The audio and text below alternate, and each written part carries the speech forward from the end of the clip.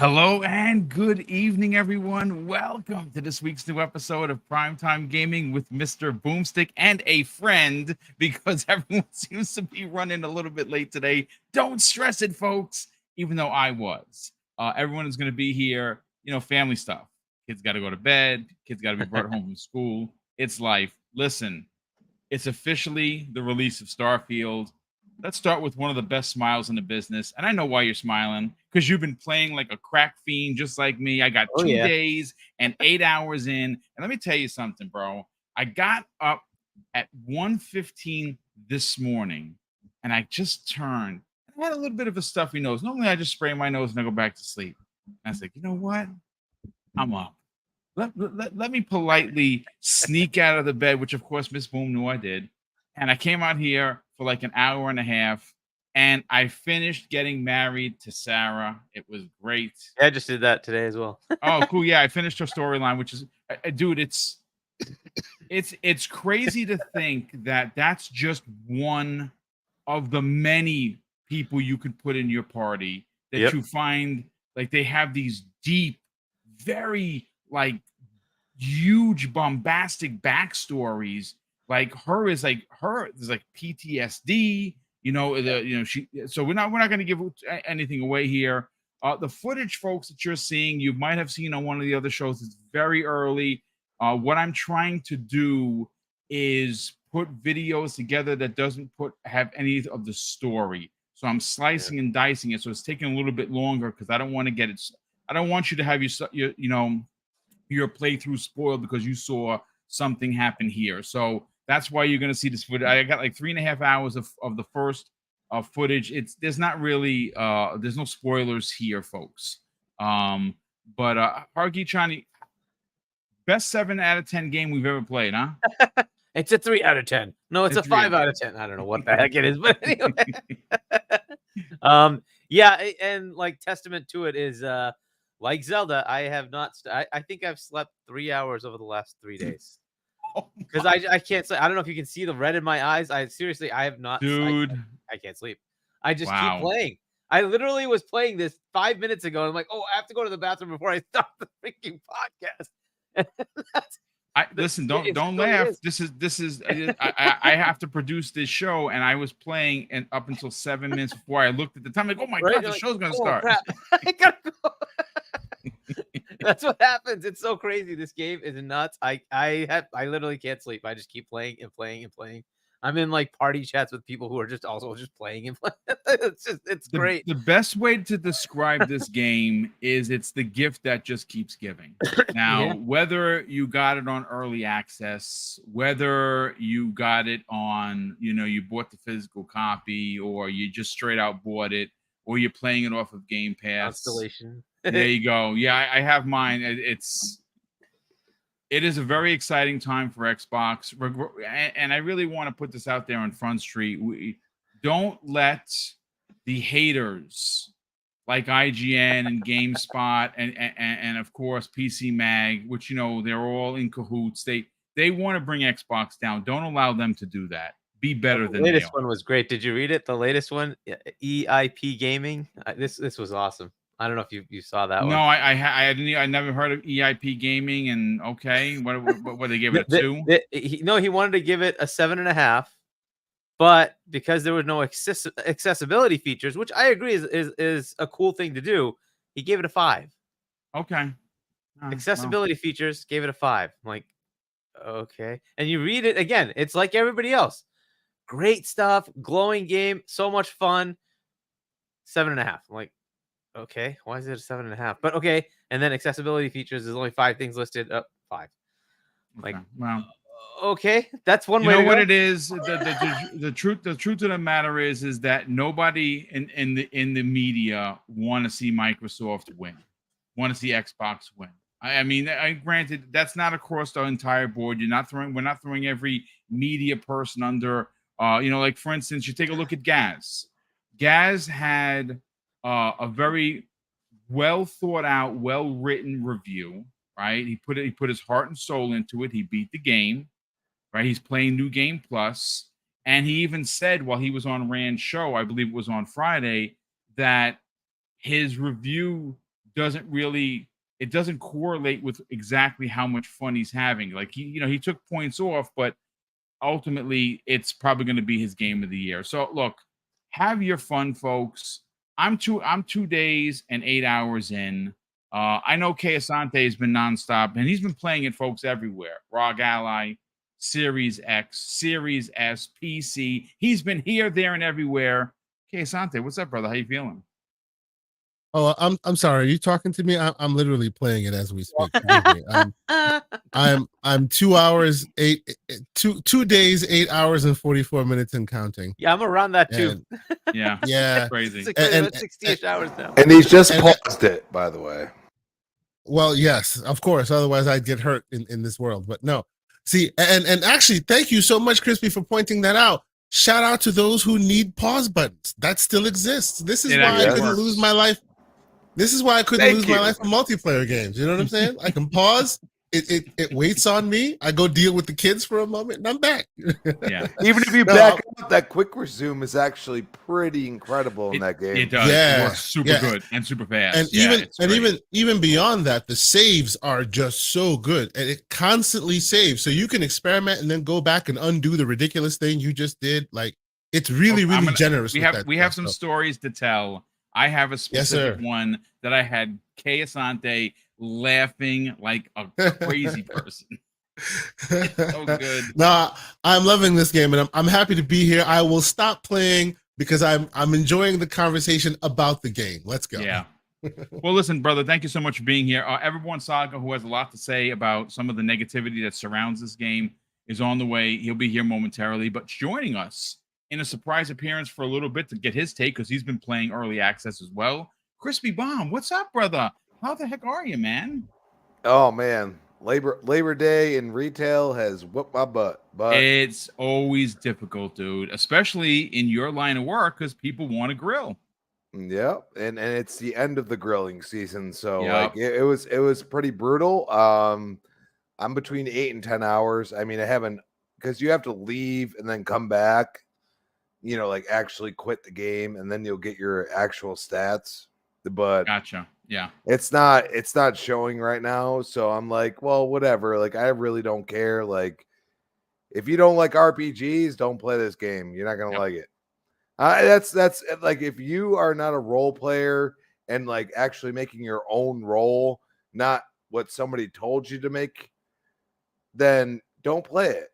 Yeah. But if you're down for that life and you want to see how you can build ships and everything else and do all these things that I haven't even done yet because I haven't played enough of it, I'm going to tell you right now, it's there. I've seen it. I don't even have to play it to know that it's there.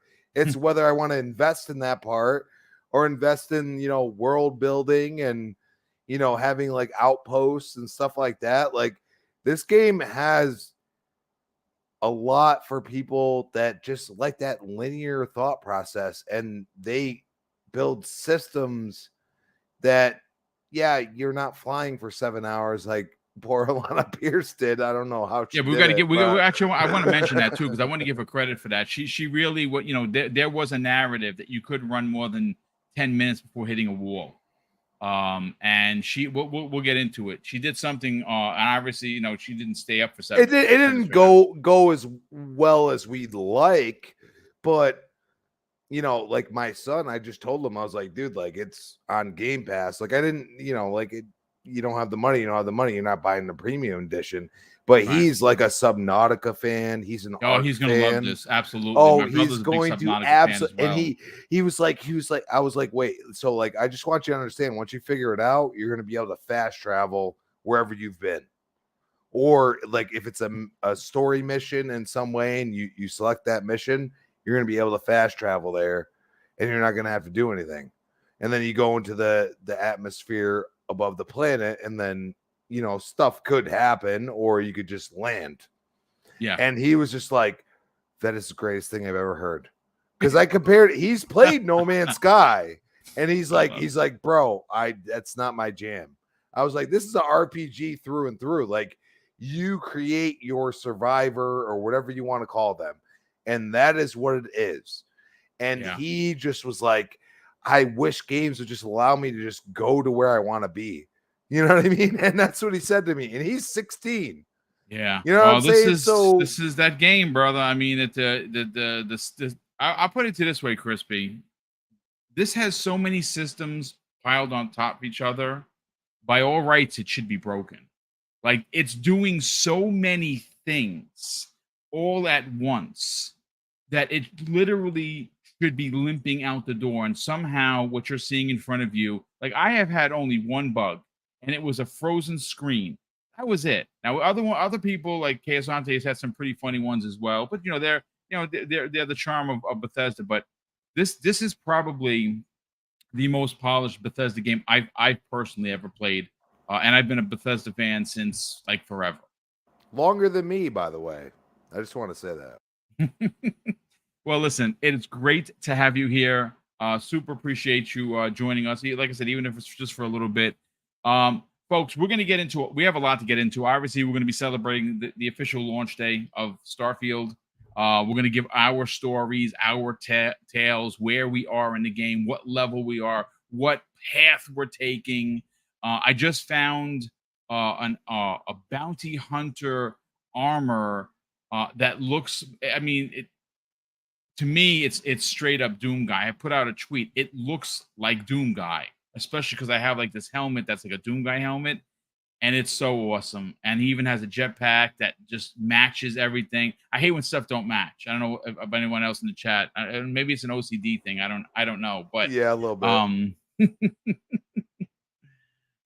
Listen, real quick, we have 2 super chats already, and we're only like 15 minutes into the show. Shout out to Persian Knight, who drops a very generous $10 super chat and says, "You know that image where the guy is walking with his girlfriend and is turned around looking at another girl? That other girl is Starfield." Indeed it is. I love it. That's good. I can picture it in my head. I know exactly what you mean.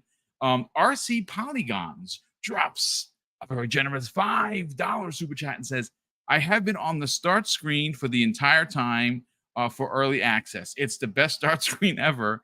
Can't wait to hop into the rest of the game." I love it. Yeah, some people just didn't have the time. Listen, it's the holiday weekend. A lot of people traveling. But you know what, Harky, we'll start with you. You're obviously said that you're on 3 hours of sleep in the last 2 days. 3 days. Jesus Christ, that's crazy. Yeah. Where are you at with this game? Because obviously it has stolen your soul, right? And I think it has enveloped just everyone. We have some numbers, we have some stats we're going to get into that we'll put out there. It's sold, early access sold gangbuster numbers on Steam, gangbuster numbers on Xbox. Phil Spencer has come out and confirmed that in this generation, the Series X and S, and again, it's only 3 years old, folks, so take it with a grain of salt.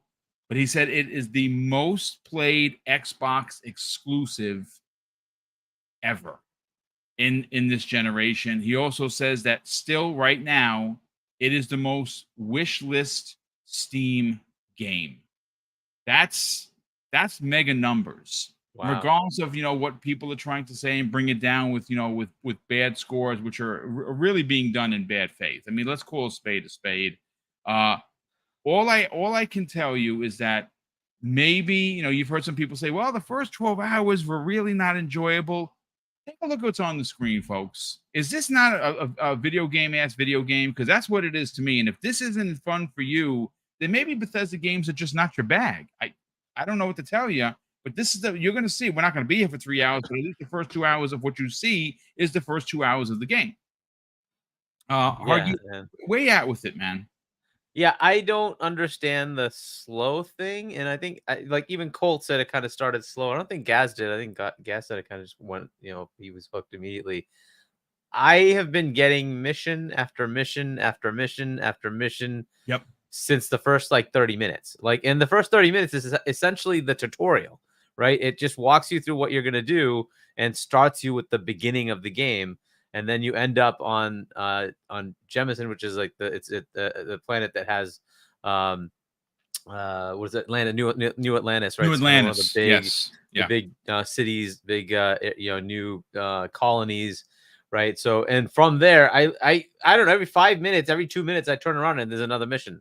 I keep getting mission after mission. So I have been inundated with side stuff, right? I finally broke down at about the 45-hour mark and said, let me do one of the main missions. I've done one of the main I love it. missions in 45 hours. I've now over 60 hours. I haven't finished the second mission. I just keep playing but I think that in itself, Hargeet, look at what you're telling people. You played 45 hours of a game that you did not focus on the main all. story, and you can keep going. And by the way, the stories that I'm doing, these side quests, are phenomenal games on their own. Yes, they're So magnanimous missions for sure. So like it's a lot of fun. Like and you get epic rewards for a lot of these things. Yes, So, you do. And for me, I know what a Bethesda game is, right? So I go in with that as my expectation, right? So like I know people complain about the inventory, but I'm like, that's part and parcel of what I expected from this game. It's what I've always had to deal with. Like, does Resident Evil have great inventory management? Like, it sucks. It's just kind of part of the game. You just deal with it, right? But it like why that became the thing. I just focus on how I can get around the things I need to do, right? And the skills, that's kind of part and parcel of RPG, right? You're not going to get everything at the start. You're going to be stripped of all your capabilities, and you just think of Zelda. Tears of the Kingdom came out, a successor to Breath of the Wild, right? And you had all this built-up capability, and the first bloody thing, spoiler alert, they take away everything. Yes, right? they do. Yep. So you have to rebuild yourself from scratch. Does that suck? I guess. I still loved it. There was the last game that I played where I couldn't sleep. I kept playing. I would like sleep. What's that? I just kept playing.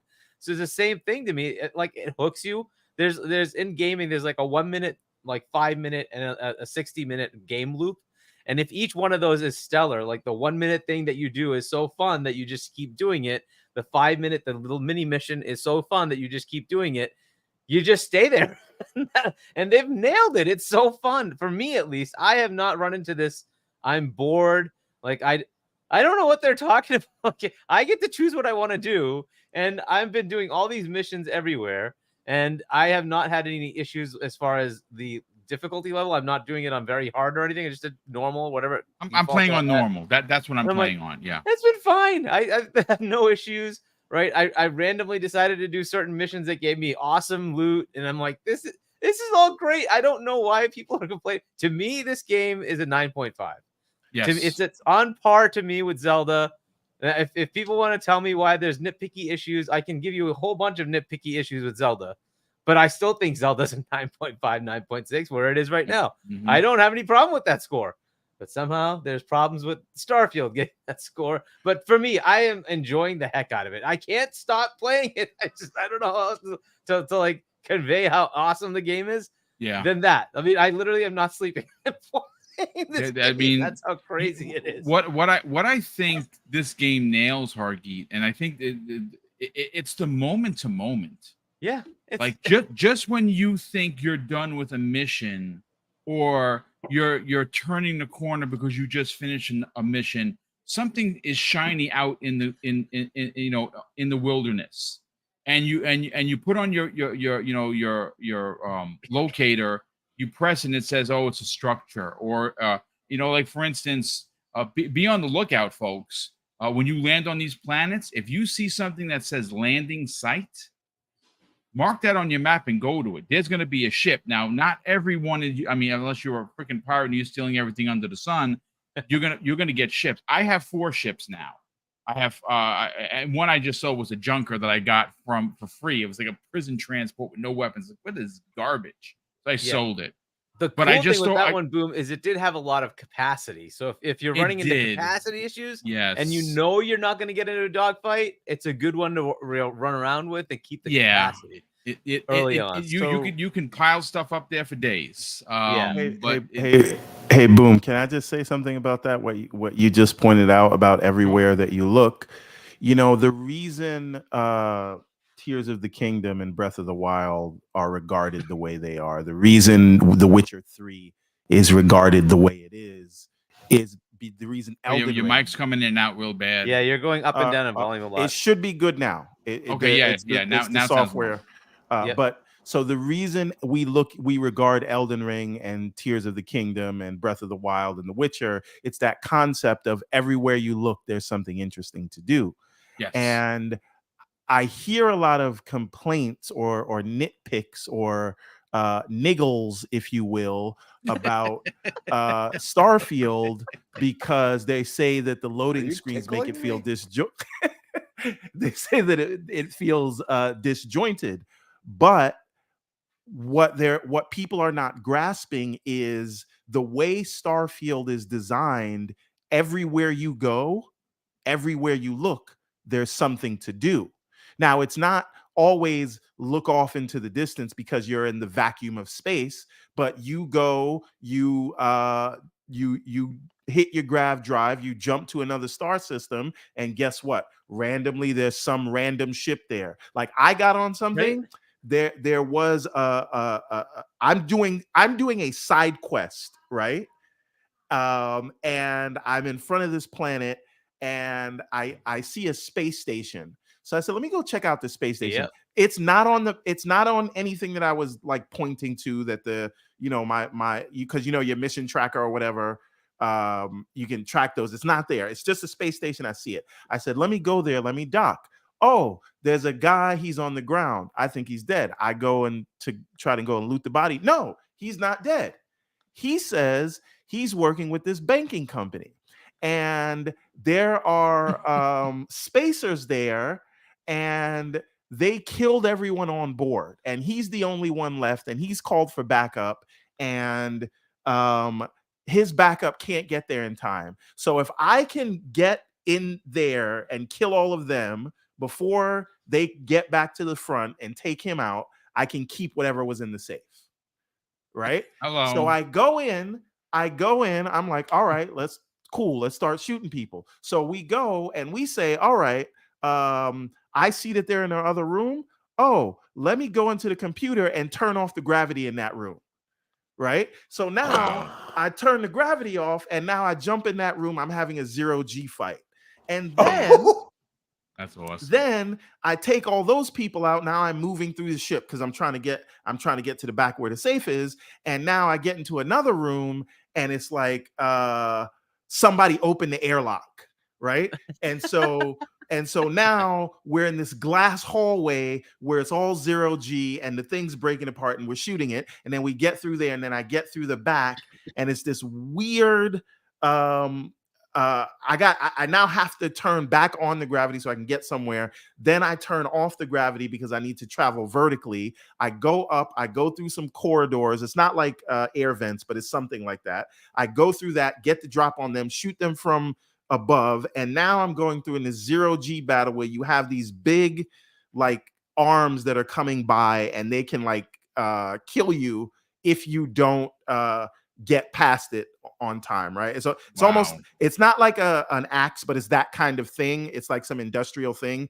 that's passing by, and we're having a 0G battle between that thing. So they're jumping behind this thing. Some people are getting killed. I die a few times. I get to the back. I get a legendary helmet. I go to the front. Guy says, thank you. You can take it from here. Guys are on the way. And then I go right about my business. Right?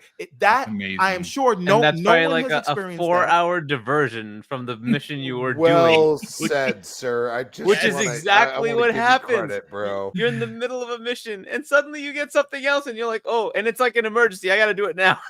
Right. And how is that different from when I'm in Tears of the Kingdom and I look up at a mountain and I say I want to go there? It's the same concept. Yeah, and I think everyone, the problem though, in what you're bringing up is I think people did expect that they could just go to a planet and then somehow walk the planet. And to which I'm saying, look, I understand what you're looking at because you're thinking about games that have done this kind of thing before, but they all fake it, right? in this case, Bethesda decided, no, we're going to make this real. So if you're going to go on a planet, it's the scale of a planet, right? So now think about this. If you're going to visit Earth, it's a habited planet, right? How much of the world is actually contains anything of use? Is it 80%? Is it 90%? No, it's going to be like 10%. 10% of it, yeah. If I just randomly drop on any part of the planet, what are the chances I'm going to find anything of value? Not a lot. And this is a fully habited, fully civilized, right? There's people all over the place. Now you go to a planet where there's like a new colony of a small number of people. What do you think is going to be on that planet? Not much. Let's not and if you spoil decide, it because the number one resource that we have is water. So let's not go. Fair enough, right? But even if you land on water, right? Like take away the water, just like we take just the land. I'd say like 15-20% max. You land somewhere, you're gonna find something of value. Otherwise, it's gonna be open land. It's just the way it is. Now, so the other part is like if if you wanted to walk a planet, I don't know why this is something people want to do. They want to walk a planet. Ridiculous. Tell me how long it takes for a human being to walk the Earth. Like start, say, in Panama and come back to Panama. Well, first off, how the hell are you going to do that? You're going to have to walk up the freaking North American continent, go all the way to Russia, come all the way. Go ahead. Tell me how long that would take. Why would you ever do that? Like it's just dumb. It's bonkers. Why would you ever do that? Anyway, so this is the thing that bugs me, like with these kind of things. I get it. I understand that they want to play like a No Man's Sky thing where I can take 5 minutes and walk around a very small structure that might look like a planet, but is like an asteroid and in the form of a planet, right? But if you're looking at planet-sized planets, that's ridiculous. You're not going to do it. You're talking not 3,000 miles. My man, Hargy. It's 30,000. Like the Earth's circumference, 30,000 miles. 30,000. Like, who the hell is gonna? What? Are you out of your mind? Why would you do that? Well, like I said, it takes 24 hours from where I live to drive to Florida. Like, come on, bro. 1 minute, please. Drive. 1 minute. I will. Well, actually, you for a moment. In No Man's Sky, the planets are actually human sized, and there are morons out there who have actually walked them. So, who will do it? There are people who have done it. But like, I mean, seriously. that would take years. In actual scale, if it's true, it would there take are people years. who have done it. Well, and I know how ridiculous it sounds, but there are people who have done it. And good for them. It's illogical. I don't want to do that. I want to play the game, right? So I like what Everborn was talking about. Like I walk into something because I'm doing a mission. Suddenly I find this whole other thing over here. Oh, cool. Let me go do that. Oh, and that leads to another one. And then, wasn't I on a mission before? Let me go back to that mission. And so it never stops. There's some other things that you touched on, and shout out to PixelBitG in the chat. He said something the other day that was, maybe it was earlier this morning, but you talked about the inventory, which to me, I just look at it as like a mini game, right? Just like shipbuilding, but and then the abilities that you have to unlock. It's like, how do you play an RPG and then complain about core RPG mechanics? Which is building yourself up. Like this is narratives, brother. What is happening is when you are used to over-the-shoulder sad dad simulators, you look at this and it is foreign to you. And I'll point out the faux RPG with Assassin's Creed trying to be an RPG, and they expect that's what it's not that, right? This is an actual RPG. You have to start from zero and build yourself to where you want to go. And I think that's awesome, right? Because some people are going to go, I want to like shoot my way through everything. I don't. I want to go diplomatic. I chose diplomat, right? So I haven't committed a crime in 55 hours. Yeah. So it's up to me to choose my path. It's up to you to choose your path. Some want to be pirates. Somebody like, I'm going to go take over every shit. Good. They'll let you do it. They have no problem with that, right? Absolutely. Go down that path. Take your skills and go there. I'm going a different path. Like I love this. I can do whatever I want. However I want to solve it. One more thing I'll say. And again, I'm not spoiling anything because these are side missions and a lot of them are just procedurally generated. I just go to a random planet and there's a spaceship out there that doesn't look like any tech that anybody's ever seen. They think it's an alien. The people on the planet think it's an alien. They can't communicate with it. They asked me to go up there.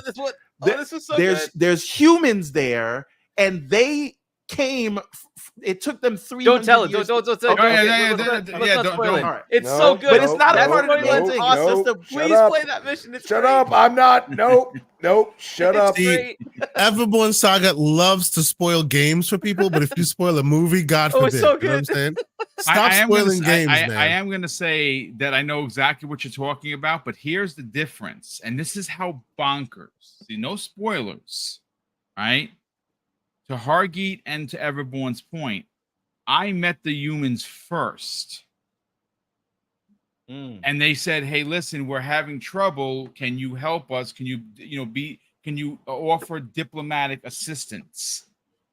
So mine was 1,000% different than theirs. They started on the bottom. I started on the top and worked my way down. Brilliant. How about this one? How about this one? I warp in, and there's this one ship, and I get hailed by the ship. I answer it. The ship's name is Grandma, I did this one. Awesome. and Did you she take the says, ship? "Hey, Sonny, would you like some fresh baked cookies? Why don't you come over for for tea?" I'm like, okay. I'm probably gonna get robbed, but you know what? I'll try. I'll check out Grandma. It was a grandma. She was awesome. So I'm like, what are you doing out here by yourself, Grandma? Oh, my husband passed away a couple years ago, so I just wanted to travel the stars. And I'm like, well, what happens if you bandit? She goes, oh no, I have good shielding. I usually get away. My grandkids are like real worried about me. I'm like, well, here's $1,000. You gave it 1,000. I gave it 1,000 also. Yeah, and I've run into her again. Oh, hi, honey. Why don't you come over? I got more stuff. It's like a grandma, like for real. It's unbelievable. That's awesome. Here's another one. An abandoned weapons warehouse. So like I'm going there because I know I'm getting gold gear. And there's like 10 dudes out front. So I sneak to the front and I see that there's a Vasco, except it's all in black. So I go and I hack the computer and I say, I change it to attack the enemies rather than attack me. I activate it and it runs over there and tears through all 10 of these dudes. I'm laughing hysterical because all you hear is gunfire. People are being thrown all over the place because it slaps people, right? And I just looted the bodies and I walked in and yeah, I got a gold drop. These are the stories, folks. Wait till you hear what Keosante and Everborn have to tell you, because they've told me some stuff, and I'm like, that actually happened. Speaking of which, Keosante, you're like, well, we're like you because you were playing. You had 2 days before I did. You're like 2 days, 4 hours, 2 days, 6 hours. You've played everywhere. You've played on the ROG. You've played on the Series S. You've played on the PC. You're loving life. Let's talk about it, brother. What has been your experience so far? I mean, I'm just sitting back enjoying listening to all the guys talk about, all the various crazy experiences they've had. So, okay, my experience is different than everybody else's so far, right? Early on, and shout out to Xbox Era, I watched their review first, right? And during the review period, during the review video, they tell you, hey, there's a spoiler during this video. If you don't want to hear it, don't listen any further, right? I kind of suspected I knew what it was, so I listened further and I got confirmation, right? And since I got confirmation, I was like, okay, that's what I want. So I beelined the story. Why? Not because I wanted to get to the end, but because I know that this is a Bethesda game, so there's just going to be so much to do between me and the next story and the next story and the next story, right? So my idea is, okay, I'm heading towards the story, right? And no spoilers. All I will say is, I'm working towards making sure that my LB and RB buttons do more than just turn on lights. That's it, right? Needless to say, I've been having a grand old time. I'm let's see here. At last check, 2 hours. I'm sorry. I always say 2 hours. 2 days, 15 hours, and 28 minutes into this game. Holy crap! You got us all beat. I got 1 day and 7 hours. There you go. There you Oh go. my But God. see, Like, but hey, if- you if- know how my time situation is set up. It Oh takes no, me of a course, very- of course, of course. So I know. To do that is wild. Well, for but me. see, listen. The reason why I have so much time in this like this is because I am the guy that plays No Man's Sky. And you don't play No Man's Sky to have a mission. You play No Man's Sky just to explore, right? Yep. This has so much more than that in it, right? But sometimes you just want to see what's on that moon and you just go, you stand there for a while. You look around and there's always something interesting. Like you say, you'll find some derelict ship. You'll find this, you'll find that. You'll get yourself into some trouble. And unlike other people that want to be diplomatic, I always start that way, but I'm a bounty hunter. I want to use my jetpack. So one thing leads to another. You know what ends up happening? I've done this 3 times, right? I will go through this whole rigmarole, right? We'll talk through it. I want to find the Telltale Games way of getting all the righteous, ending that I want, right? And then at the end, I persuade the person. They give me what I want happily. Great. All right, we're done. And then I turn around and shoot him in the face. and then we go through that World War III battle any damn way. Because I want 2 things. Yeah. I'll say. I think this tells us that Kay Asante killed Grandma and took her shit. That's no. the first thing. I actually left Grandma alone. I left Grandma alone. No. I don't think you'd tell us if you didn't. No, I would. Of course I would. And oh, by the way, unlike everybody else, I have played 2 days and 15 hours, and I have not changed my ship. I have the same ship that I had in the first place, right? Wow. I have optimized it a little bit. I've added some weapons here and there. Have not changed the ship. I've actually been able to. So for those who know, you get to a certain point and your enemies get really, really swole on you. I'll just leave it at that. I was very close to being able to capture one of their ships, which is very effing hard to do. I'm just saying, it took me almost 45 minutes. I was this close, and then the damn thing blew up. I was very upset. That's the only ship that I'm ready to take. I want to get one that's space age, like way better than mine. And so far, I don't want to buy any, right? So that's what I'm doing right now. I'm going through the story regular, right? I know that there's like, New Game Plus. There's like hours upon hours upon hours of gameplay that I'm beelining past, right? I'm definitely gonna get to them, but for now, I'm getting my Mass Effect on. That's what I'm doing. I'm getting my Mass Effect. It has so many unbelievable characteristics of Mass Effect, especially when it comes to your relationships and stuff. Yep. Like yep, I'm up absolutely. to, I have 5 now. I'm up to 5. But I worked with Vasco and Sarah, and I maxed out Sarah's character arc. So please, guys, you need to stop for a moment and listen to Mr. Boomstick tell you how he became a deadbeat in like 24 hours or less. Let's go. I want to hear this is funny. So obviously, like I said, no spoilers for Sarah's character, right? No, we're not going to spoil it for you. Yep. She's great. She's very smart. Never. She's always killing bad guys for me. I give her a powerful gun. She does the business. It's great. So obviously, her end of the story arc for her is you marry her, and you have like a small ceremony, and it's awesome, right? You're like, I can't believe this. I got the 20-point achievement. I'm like, okay, I maxed out a character arc. This is amazing. Now her character arc could easily be 10 hours by itself. Like, honestly, it is deep, and it is, you do a lot of traveling, and it's amazing. So we land on a planet. She's my companion, and I see a ship in the distance, and I'm like, I am getting ship number 5. It's probably spacers. It's pirates, Crimson Fleet. Somebody is dying at the end of my shotgun if you are a bad guy. So we get there, and folks, please, word of advice, save every 5 minutes. Save every 5 minutes. It's going to literally save your life. Mr. I am the law over here. So I save in front of the ship. I sneak onto the ship. There's one pilots. Now, the room was a little dark, and the armor looked it looked like the Crimson Fleet. So I don't even ask any questions. If you're Crimson Fleet, you're dying straight up. That's it. I shoot this which I didn't know was a woman. I shoot the pilot, the woman pilot, right? Turns out I think I know where this is going. Oh my I god. feel like turns out that she's with the UC and that she had ship trouble. And immediately, Sarah wants a divorce. She says, I can't be with you. You're a murderer. And I'm like, oh my God, I went from marriage to divorce.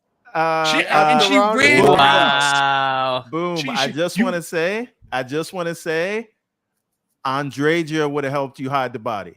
There you go. Probably. There you Probably. Yeah. But I'm just saying that she yells, oh my God, they're with the UC. You're a murderer. I can't be with you. And she runs out of the ship. Oh man. Boom tells me this, and I lost on the phone. I am like losing my mind. So of course I reloaded it. I said goodbye to the nice, awesome ship, and I just turned around. I'm like, this is crazy. But this is like the beauty of a Bethesda game, right? Is nothing stops you from doing that. Yes. You can 100% decide to do that, right? And there are consequences for it. It's not like it's totally bereft of. Now, it's not perfect, right? There are times when you're like, I just did something illegal. They didn't even notice, right? Okay, fair enough, right? But there are consequences for some actions, and you might have a whole faction go, nope, I'm not dealing with you anymore. Or you can bribe your way back in. Like, there's so much to these games. But that's crazy. Hey, real quick, now Kesante knew about this. My brother told me about this. Now, shout out to where is it? They Can't Stop Me. He says the photo mode is breathtaking. It is. Check this out, folks. This again, it's a small caveat. You may not notice it, or you may have noticed it. When you're in photo mode, if you are going to take a picture, obviously, you can hit the middle button and it'll take a picture and it shows up on your Xbox feed. But I'm saying if you want to take an in-game picture, you obviously close out all of the stuff on the screen, so it's just the actual screen. You close out all that with Y. You press A, you hear like a click. What you're going to notice is all the pictures that you take from your game are going to be the pictures that show up in loading screens. Yeah. Amazing. Like it's like these little caveats. Also, one more thing related to the photo mode. So I started feeling a little too advice. Well, hold on. I started feeling a little too swole for myself because I started after a while you get really, really big into that world and you can murk fools left and right. So upon recommendation, what's his name? Mav, shout out to him, recommended that you put it to a higher difficulty because it just gives you a better challenge. It gives you almost a Halo like with the pirates and them chasing you and them always coming after you, right? So here's the man talking about his cheating advice. I use the photo mode as my recon mode. I walk in, as you know, it doesn't have the greatest cover system, but you can cover, right? I walk in, everyone is dangerous when you put it on high difficulties. I mean, everyone is dangerous. A couple shots and you're gone. So the photo mode is very generous. You can walk up in a spot, like go right to the front of the door, and it'll help you survey your entire surroundings, right? Wow. See where all your bad guys are, right? Ready before, okay, this guy's going to flank to the left, that guy's going to flank to the right, and then you hit the button and you're off to the races. It is amazing. It's really, really cool. Like, it helps. It's almost like your pseudo VATS, if you will, right? Before you start your battle. It's really cool. Like, and I'm taking pictures, setting it up. It's really, really cool. People should use that photo mode more. It's very, very awesome. Yeah, I mean, well, look, let's continue. You know what? We haven't really heard so much from Crispy Bomb. Like, what I know, you've only played 8 hours, and that's fine because some people said that this game was like a snore fest for 12 hours. I don't understand what they're playing. Obviously, you see in front of us, but what's been your experience so far, man? Well, I mean, you look at it and you say, I get what Bethesda has always done. Like, they set up the story. But the one thing this game has done for me, and I tweeted it out, those empty circles where you could prompt something to tell you what it is. In the Vanguard, like joining the Vanguard, like the whole museum they have there. And Awesome. I'm like old school, dude. I'm like, like I remember like Madden, like 10 was the last time you could go through a franchise for like 30 years and like see the characters you built up, even if they weren't like relevant, people. And you go and say, wow, I built that character up to be on this.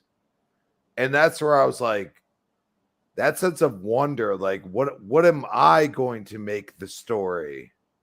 It's something special. And I think you guys all kind of said it in your own way. You make your own story. You do what you want. Yes, there's linear aspects of it, and if you want to go completely down that route, you can.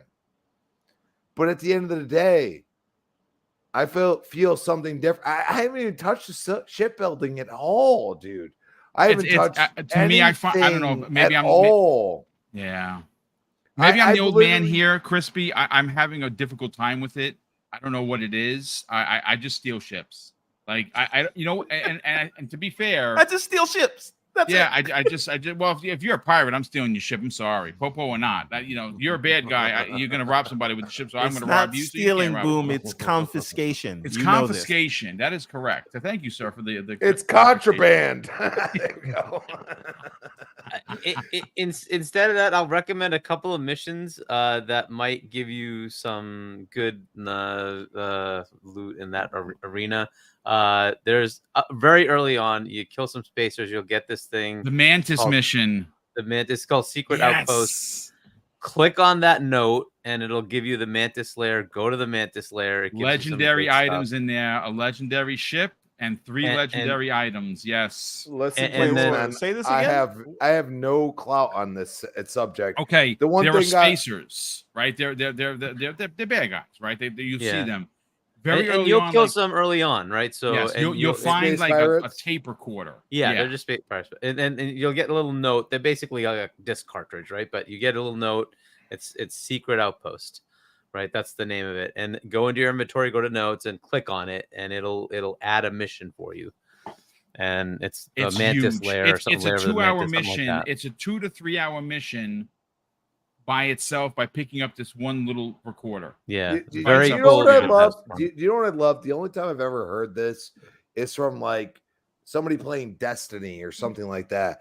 That it's the last time this happened was Elden Ring. Like Elden Ring gives you no guidance whatsoever, right? Or you can kind of get some hints here and there, but it's a lot of community stuff.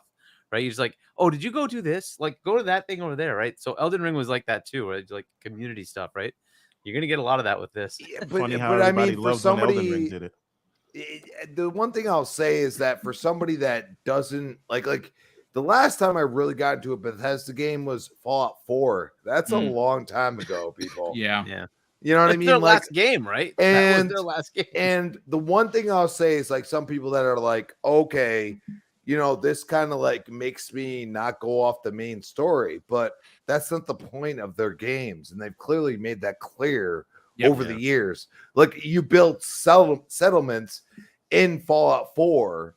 What's the difference in this? Like you built a ship, so they're adding more to it. I mean, the PC community is absolutely loving this right now. It is radio silent right now on my Twitter. And I am one of those people that follows people that want to hate on it. Because if you're you don't want to spend the money and you want to play it, you're going to find your own story. And if you're not about that life, you want that linear story-driven narrative. And that's fine. But they give that to you. You just have to follow it. And it's still your you choice. Can straight line this game if that's what you really want. You could literally just things. Straight down the line, and it's fine. But I mean, I really look at it and I'm like, what I've played so far, I have not seen anybody else say I've experienced exactly or even close to what I've experienced. And I'm going to leave it at that because I feel like the spoiler of it all is that you might get on the same story as somebody else. But I haven't seen that quite directly as I've seen with other games. You know what I mean? Like, hey, this is amazing. And then you see it from like 100 people. I don't see that part in a way. There's always a nuance or something that's a little different. And I think that's what Bethesda, I mean, I experienced in Fallout 4. Nobody has had my experience. You know what I mean? And I also think that Bethesda took a little bit from, you know, what they knew at a certain point in time and now what they've seen from like Obsidian games. You know what I mean? Yeah. You still create your own story. I mean, the dude that we originally were talking about, he gave The Outer Worlds an amazing score. And this game that we're playing right now is not in the same realm as The Outer Worlds. I love Obsidian. I have thrown them and said that it's one of the best purchases they ever made, but this is on another level, man. And if you don't like this game, then you don't like RPGs, and that's okay. But just say it as it is. That's all I'm asking. No, it's again.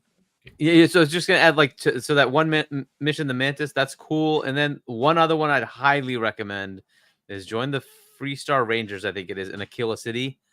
Like start theirs, get that through, and you get something very nice at the end of that. Yeah, I'm doing that I'm gonna as well try right that. now. I'm deputized over there. Me too. Yeah, the deputy part, once you become the full ranger, right, you will get something very fun. Nice. Would you do that or the Vanguard first? I would do the Vanguard first. I did the Vanguard first. But both of those are good, and the Vanguard gives you some really good missions. Real quick, Sparhawk in the chat says, read all of the books you find. You can get missions from them. And yes, he's absolutely correct in saying so. You know, like books that are lying around, pick it up. Like I found Moby Dick. I found Catcher in the Rye. I think it was one of them. Like they have all these like these classic books there.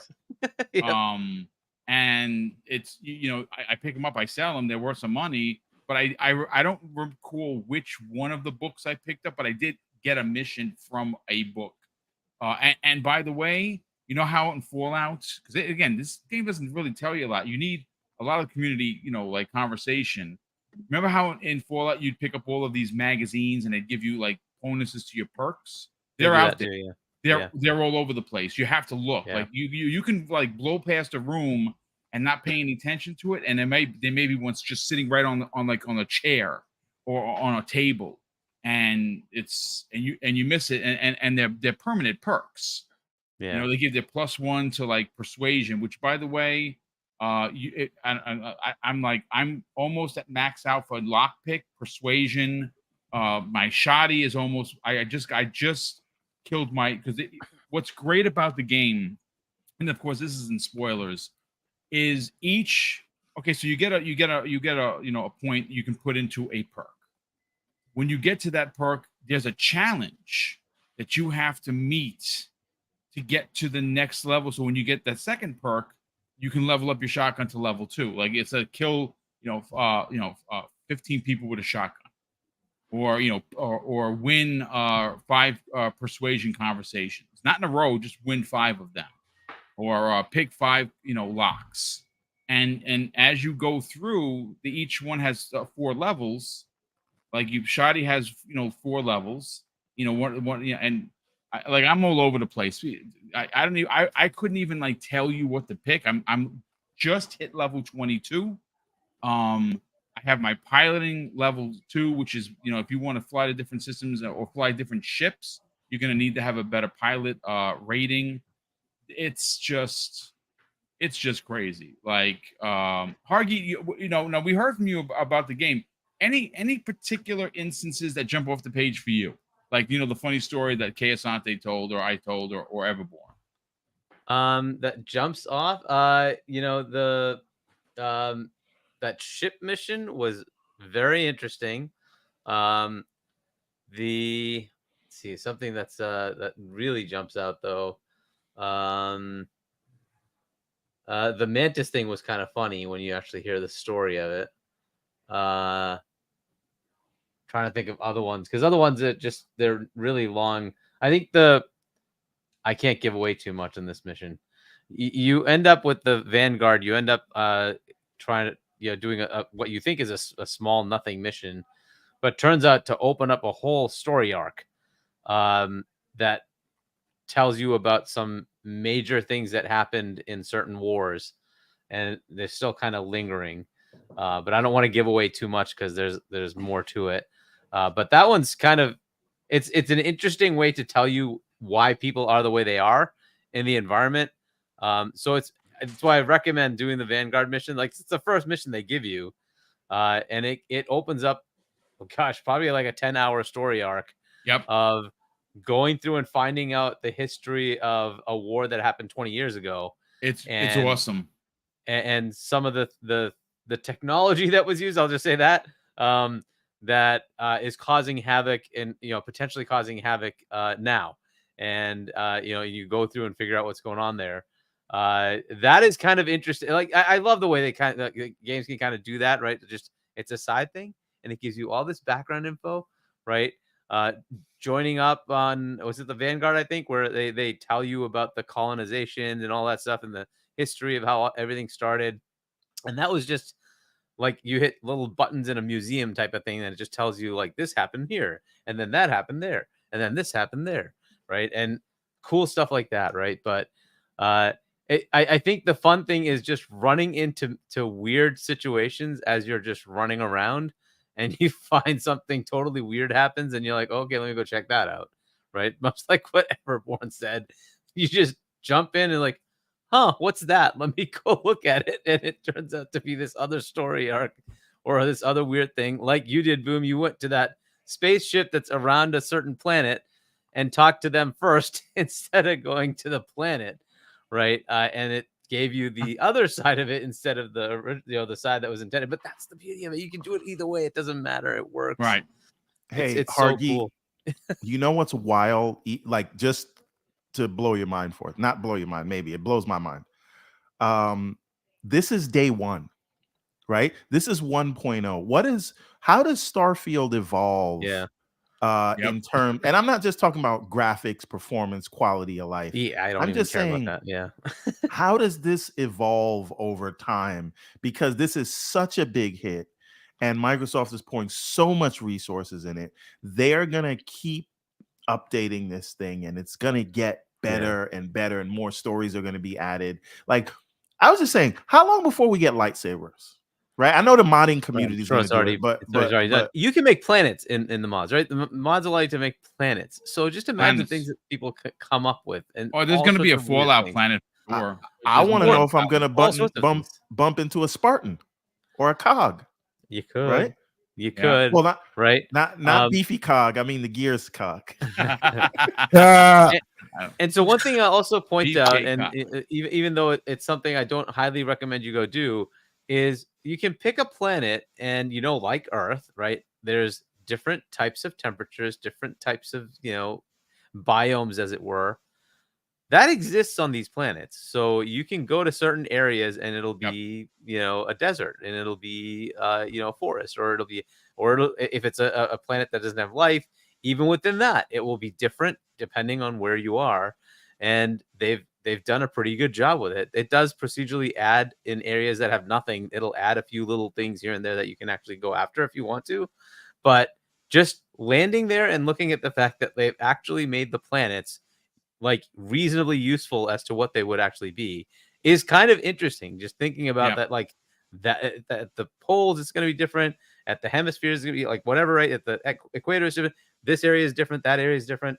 That's just interesting to note, right? So just try it out. Like, go to different parts. You can land anywhere you want except for water and gas giants, because there's nowhere to land. Okay, but anyway, you have to kind of deal with that. But it's good that they did it, and it's just an interesting point that like it's accurate. Like, it's real. By the way, Hargeet, biomes. And quick question, Hargeet.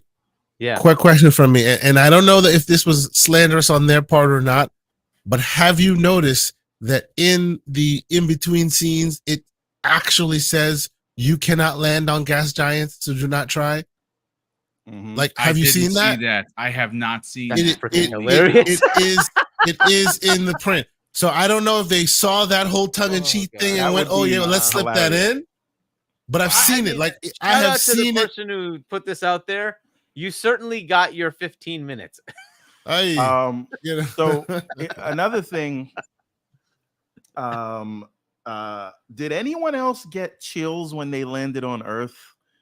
Just to I kind have of not landed on Earth. I have not bothered to land I on have Earth not yet. landed on I Earth have not yet. landed Nope. on Earth, Okay. but Nope. I want to try it. I want to see I what it's like. felt like some kind of way like landed. It's just you should try it. Go to Yeah. Earth. Go to Sol. That's the star system that we're in. I have not done that. I've 55 hours and I have not done that. I've gotten to the moon.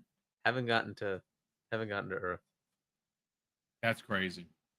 That is just crazy. I mean, listen, what can we say, folks? We're gushing over the game. I see a lot of people in the chat. We got over 500 people here. A lot of people are real happy. Shout out to Calorie. It's like, yeah, listen, thank goodness, thank you guys for talking about the positives of the game, not the negatives. There really isn't anything negative. The media is the negativity, and unfortunately, you know, they're just doing what they do. I will say this, and I don't want to go down this path because it's a deep hole. I just hope Microsoft keeps a lot of mental notes on who went out of their way to use the power that they have as a journalist to potentially hurt an IP that they invested a lot of money in. And I hope that they take that and they keep that in their mental vault. And the next time a specific part of IGN is asking for codes, you give them the finger mentally. Like, I'm thinking about this. What do you think? What am I thinking? I told you to go F off. Or we're not answering your call. I mean, I hope Boom, it goes the other way, that there's so many games coming out that you can't play that game anymore, right? So that, you know, going after Microsoft this way is just not going to work, right?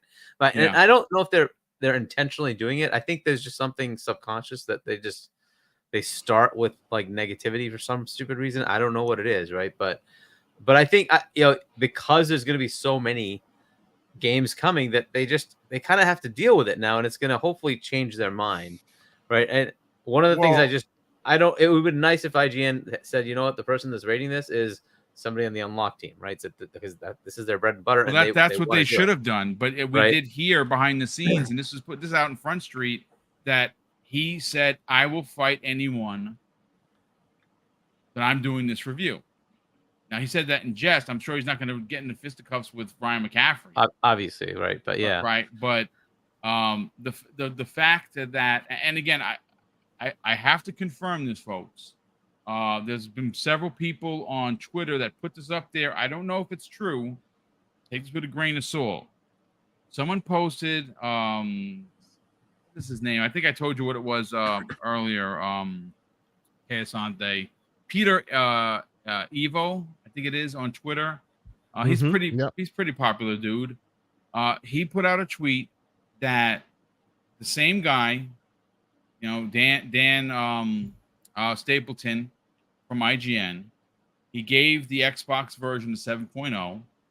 He then 2 days later put out another review for the PC version and gave it a 7.0.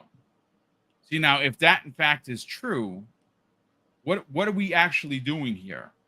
Like, what are we doing? Because the best way I could describe the guy, and I'm not going to get righteous or anything. He is like a kid with a magnifying glass burning ants. That's the best way I can equate the way Dan Stapleton has taken the power he has as review editor for IGN. He pulls an Xbox exclusive away from people that are on Unlock, that are Xbox people, that are Xbox gamers. And I mean, listen, look, I said this before, folks. If the game is a 7, it is a 7. That is it. This is not a 7. This is at least a 9. You want to give it an 8.5, I'm not going to fight you on it. But this is not a 7. And then, of course, if in fact he did go out and say, well, I'm going to get you again, and he gives another 7, I'm sorry, like there's got to be repercussions for that. Like that's now you're just being a D-bag, if in fact that is the truth. Again, check it out. Peter Evo put it out there. We'll see whether or not it's true. But listen, we're still going to continue the Starfield conversation, because I was talking with Kay Asante, and I believe, and again, this is just my personal belief, I have no inside thoughts to connections. I think that we are on the cusp of an announcement. Not gameplay. It's not going to be launched next year, but I am sure that they're working on an MMO in the vein of Fallout 76 or ESO for this new IP. There's no doubt about it. There is just, because this world is so big in a single player, and there's so many systems and piled on top of each other, and everything seems to be working, that this game, if you could team up with people and go take on, like, if everyone had a ship, could you imagine the ship battles if you were with like 3 people and you have your own ship and you're in space and you're flying as a crew and you come across a bunch of pirates, and it's Star Wars, like crazy. Let me catch up on the super chats. There's been quite a few of them. Dan Lazaro, good friend of the program, drops a very generous $2 super chat and says, Vasco can jump, Kratos can't. Just saying. Oh my God, that's hilarious. Fantas Archer drops a very generous $5 super chat and says, what's fascinating is that millions are playing this one game, yet there are millions of different experiences. Not everyone even finds the same bugs. I've only had one, and it was a frozen screen, and that's it. And the screen froze because I hit the prompt button too quick after it loaded, and it just locked up. And I reloaded my save, and it was fine. John, I've had two interesting bugs, real quick. Two interesting bugs. One is Sarah, or actually any partner of mine, shaking like a leaf uncontrollably, like kind of weird shaking. You saw it put on Twitter. And the other one is today, Vlad's like a worried face. He's just standing there. Worried face. He's not frozen. No, he's not frozen. The whole scene is playing out. The conversation is done. He should have moved on, but he's just standing there looking at you with his worried eyes, just looking at you. With his disapproving eyes. With his disapproving eyes, yeah. I recorded almost like 10 seconds of it, just standing there. I'm like, then I started like, maybe I can stretch the screen, get off camera, let it, zonk out. Nope, I'm looking at his butt. I'm literally looking at his butt. He's not changing his disappointing eyes. He's just looking at me. Whoa. Boys. Exactly, you know what I'm saying? That's funny. Yes, those are the only 2 I've had, and they've been amazing. I see you in there, Septic Sauce. Stop the 7 out of 10. That's ridiculous. Oh my goodness. Septic Sauce in the house. What's going on, Septic Sauce? We know what that is. Gaz doesn't believe that. You're not going to see Gaz talk about his written review was phenomenal. Shout out to everyone. If you didn't check out Gaz's review, it was out in video as well if you want to check it out. I do want to talk about the discourse around Starfield that is unfortunate. Yeah. Well, you know what? We'll go to you in just a second. Let me just catch up on these super chats, and we'll get to the discourse, because you actually put something out on Twitter that I thought was very interesting. John Wolf drops a very generous $5 super chat. Oh no, this is a giant pause. Yes. Grandma wanted that boomstick. Oh, John, I cannot believe it. Now I'm going to throw up in my own mouth. Damn it. Sith Lord drops a very generous $2 super chat and says, finally, unlock that safe and into the Starfield. Yeah, it's a real cool migand you got to pause and save before every lock picking event so you don't burn through all your picks. Highlander 001 drops not 1 but 2 super chats. The first one of a very generous $10 super chat and says, I was with my family on Saturday and my brother saw me and all on my ally playing Starfield. He loved what he saw and played so much when he went to Best Buy to get him okay, hold on. He loved what he saw and played so much that he went to Best Buy to get himself a Series X and Game Pass, wife is not happy, but I bet he is. I bet he is happy. That's awesome. And Highlander 001, he's of course talking about the Mantis mission. The Mantis is Batman. I am not wrong, and I love it. Yeah, you got to do that Mantis mission. Super easy to find. Kill a spacer. They're gonna drop like a note, like a notebook, like a recording. Listening to the recording, it's gonna open up the mission. It's like a 3-hour thing. It's not like, oh, jump in and no. You're fighting people in there, but it's amazing. Gotham Guide, wow, does a very generous $20 super chat and says, I was at work and I sold an Elite controller to a guy that just bought an Xbox for Starfield, and he was a PlayStation owner. He was a former medical technician and was impressed at the game's medical terms that he knew. That's bonkers. I love hearing those kinds of stories. Thanks so much for the very generous $20 super chat, Gotham Guy. Great to have you here. Let's get to some of that discourse, because we're gonna talk. I mean, there's no multiplayer announced, but I believe that they have one, and I think that that's one of the games that ZeniMax Online is working on. But everyone, let's get to the so-called discourse, because it has been a lot of it.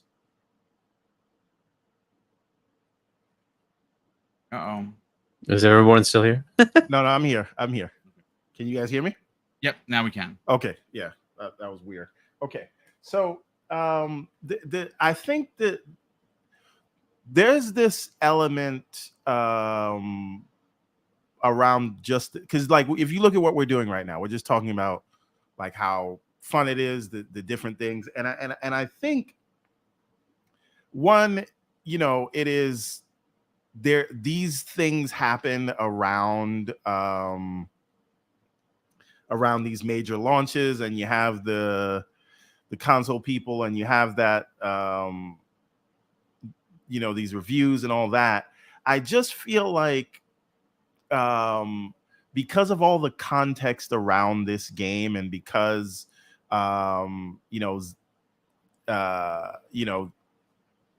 game being exclusive, it being exclusive as a result of an acquisition, I just feel like we're in this weird place where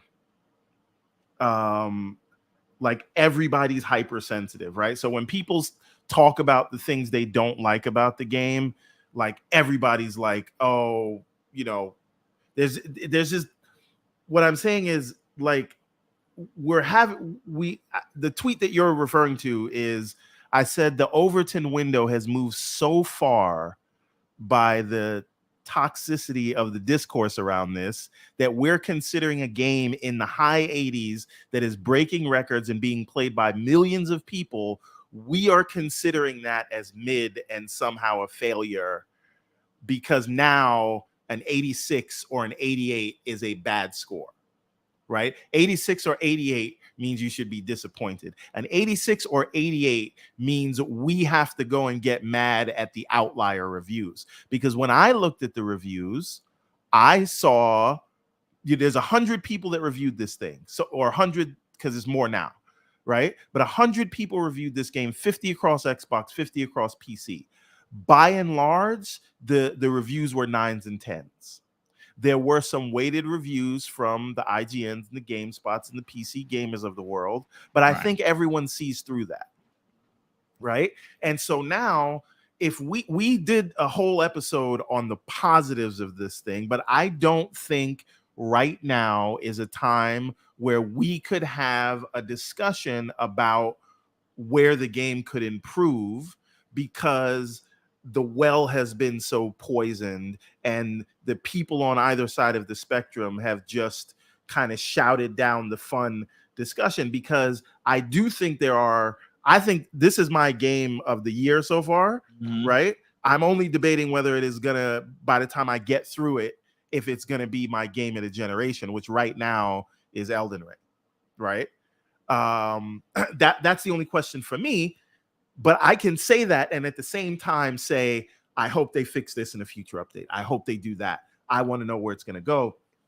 And I don't know. And the problem is, right? What you're seeing when you see those 7 reviews, which again, I don't think it matters. And I think we have rewarded that guy and those sites way too much because they've gotten so much traffic and they're embracing it and they're answering back all the people and they're getting all this traffic. And in every review, if you notice this, every one of these 7 reviews, oh yeah, this game's a 7. It doesn't tell you anything, but make sure you go look at our review guide, right? Make sure you look at our walkthrough. And then we all go there and then, oh, he gave it a 7. Let me go watch his video. Let me go comment on his website. Let me go share this article so I can give him a piece of my mind. And all you're doing is giving them the clicks, which is what they wanted. So it is not worth it. And I think right now, Bethesda just put out a tweet showing all the 9s and 10s and 5s and 4.5s that it got. You know who's not in that tweet? Even though it's over 50 different websites they name, IGN's not there. Yep. Because they're not they're not deciding what this game is, and the game is an unmitigated success. Right? Think the game cost $100 for early access, and it had over 250,000 people playing at one time on Steam alone. This is a game that people had access to on Xbox. They could have bought it for $100, and it's $30 if you have Game Pass. And now Game Pass with probably 30 million subs, everyone's playing it. They're talking about the game on CNBC with that asshole, but we can talk about that later if you've seen that review, if you've seen that interview. But they're talking about it in Esquire, they're talking about it in GQ. It is everywhere. It is putting Xbox on the map. It is doing everything it needed to do. It is everything we wanted it to be. And most people see it for the 9 or 10 that it is. And the future is bright for it and Xbox. So why do we give these people who wanted their 15 minutes of fame about landing on gas giants and giving and then saying, oh, there's no mini map, so I'm going to give this game a 7, even though I tell you how much I love it and I can't stop tweeting about it. But we are feeding into it, and I am saying we should not do that. Yeah, and that's true. I mean, you make it's tremendous points, dude, and you're absolutely right. We ultimately become the catalysts for these morons. I mean, look, it's well. I mean, listen, I don't want to call him a moron, right? But everyone, I'll give you a slight like pushback on when it comes to IGN, GameSpot, and PC Gamer, right?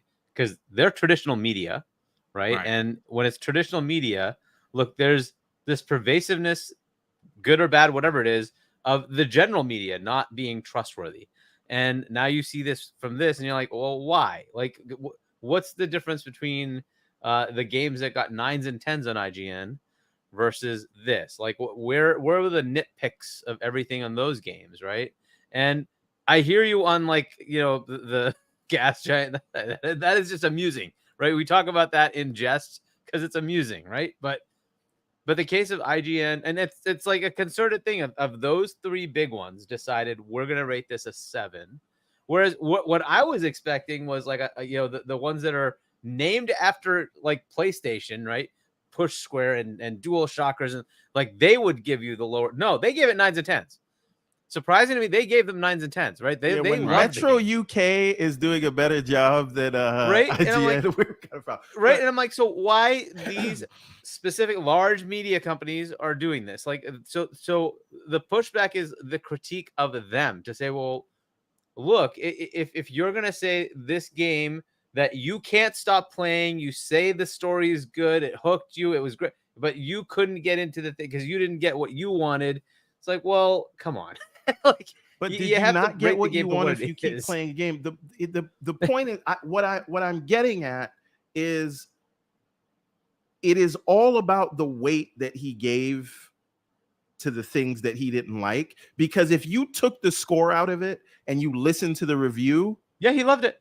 He loved the game. But not only did he love it, he had critiques, and they were all valid critiques. The question is, do you look at the whole and say that those critiques take it down that much? But again, that's my problem. I just think that it's one guy and we're attacking him and we're just proving that we're the crazy ones, and he's the guy that's above it all. And I say you starve them of oxygen, right?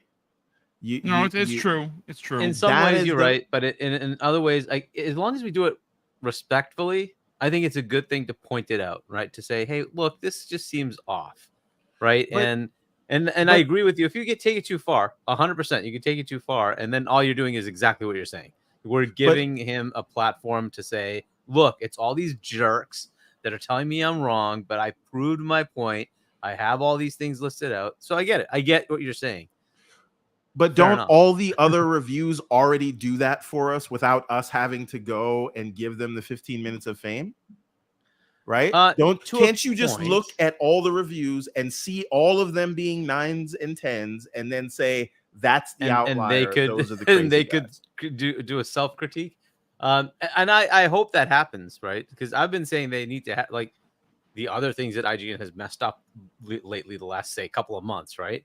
Well, like I mean, I'm glad that you know what, Hargeet, I'm glad that you bring that up, because obviously, look, it's not just one review when it comes to Xbox, folks. We're not putting on the tinfoil hats here. Okay, the truth of the matter is Hargeet brings us an amazing point. Weeks prior to the release of Starfield, which the IGN US got wrong. That's it. His opinion, sure, they got it wrong. There were several incidents, 4 of them, where specifically Xbox was left out of their marketing. And they were games that were clearly announced not only to be released at Xbox shows on an Xbox on platform, not as an exclusive, but on the platform, but also in Xbox Game Pass. Now, the first time this happened, Max Schofield comes out and he's like, "Oh, listen, it was my, there's no conspiracy here. We don't hate Xbox." They completely left Xbox out of the conversation. It was the game that they were talking about, or games, was PlayStation and Switch, even though we knew they were coming. As a matter of fact, one of the games was in Xbox Game Pass. They did the same thing with Persona 3 Remake, like coming to the PlayStation and Switch. That was on an Xbox stage, dude. Like, and that's coming to Game Pass. How do you do that again? So, I mean, listen, you can say conspiracy theory. That's fine. Yep. But the evidence and the pointed way that they treat Xbox is there. And I think that Hargeet's onto something. I said this honestly. I hope that Xbox is taking a mental note of how they're being treated, because the truth of the matter is, and we've learned this out, there's been a lot of tweets about this. Maybe you know, maybe you don't know, but IGN and PC Gamer, right? They get $3 billion a year in revenue. Do you know who 40% of that $3 billion is, folks? That would be PlayStation. 40% of $3 billion for those two organizations comes from Sony. So you don't think am I going out on a limb with saying that Sony that IGN's bread is buttered by PlayStation? So okay. I want to just kind of reverse this for a second. And Everborn, I'll give you another point on your side. Is I think it was Ragnarok got like mostly 9s and 10s, right? But it was IGN. Was it like South Korea or something like? It was one of the other sites gave it like a 6 or 7, like randomly. It was way lower than everybody else, right? So that happens. That happens even to PlayStation. And it got death threats. That happens, right? But the thing is, though, don't do that. Just the slight pushback here again, and this is why we're here to have these discussions or whatever. What did Halo get from IGN? 9. Okay. What did Forza Horizon get? And before we go any further, one note, just because it's on the screen right now, this safe specifically, if you're running into, just notice in the bottom, oh, you just moved over, but if you notice in the bottom, it has no mass limit. So the safe in the bedroom you're assigned in right early on in the lounge, I think that's what it's called, right? The Constellation site has no limit. You can dump as much stuff as you want in there. So if you're running if you're running into limits in issues with inventory, just remember that in your bedroom there's a safe. You can dump as much as you want in there. So just store all your stuff there and don't worry about it. I love it. Go on, sorry, everyone. So okay, what did Forza Horizon 5 get from IGN? 9, no, 10. I think it was a 10. I think it was a 10. Fantastic. What did Hi-Fi Rush get? 9, I think. Okay, what did Pentiment get? 10, 9. I believe. Okay. Was it a 10? So I think it's a 10. Okay, so and I'm specifically focused on the exclusives. We could talk about Psychonauts and we could talk about other things, but my point is it IGN not it's giving not Xbox a IGN. fair shake, or is it one asshole? And I'm saying, is one asshole worth all of this? He didn't tank the game even if he wanted to, because he couldn't, because it's too big. 100% agree. It's just that. It's the 1000% mindset agree. of the specific person who decided to do the review. 100%. I agree with you, right? Because the person it's Luke Riley, I think, that does the racing games. He's agnostic. He just wants racing games. He's really good. He's from Australia. He's agnostic to the plot. He doesn't care. He just wants the racing game to be good, and he rates it very fairly. You know, you can look at the Ryan loves Halo. Come on, like he's been covering it since Halo came out, right? So, and you know, he gave it a fair shake, and you know, it was a 9. Like, fair enough. And you can look at other ones the same way. And I agree with you, everyone. It just depends on who's rating it, right? The guy that gave Hi-Fi Rush the 9 is at GameSpot, who gave Starfield a 7.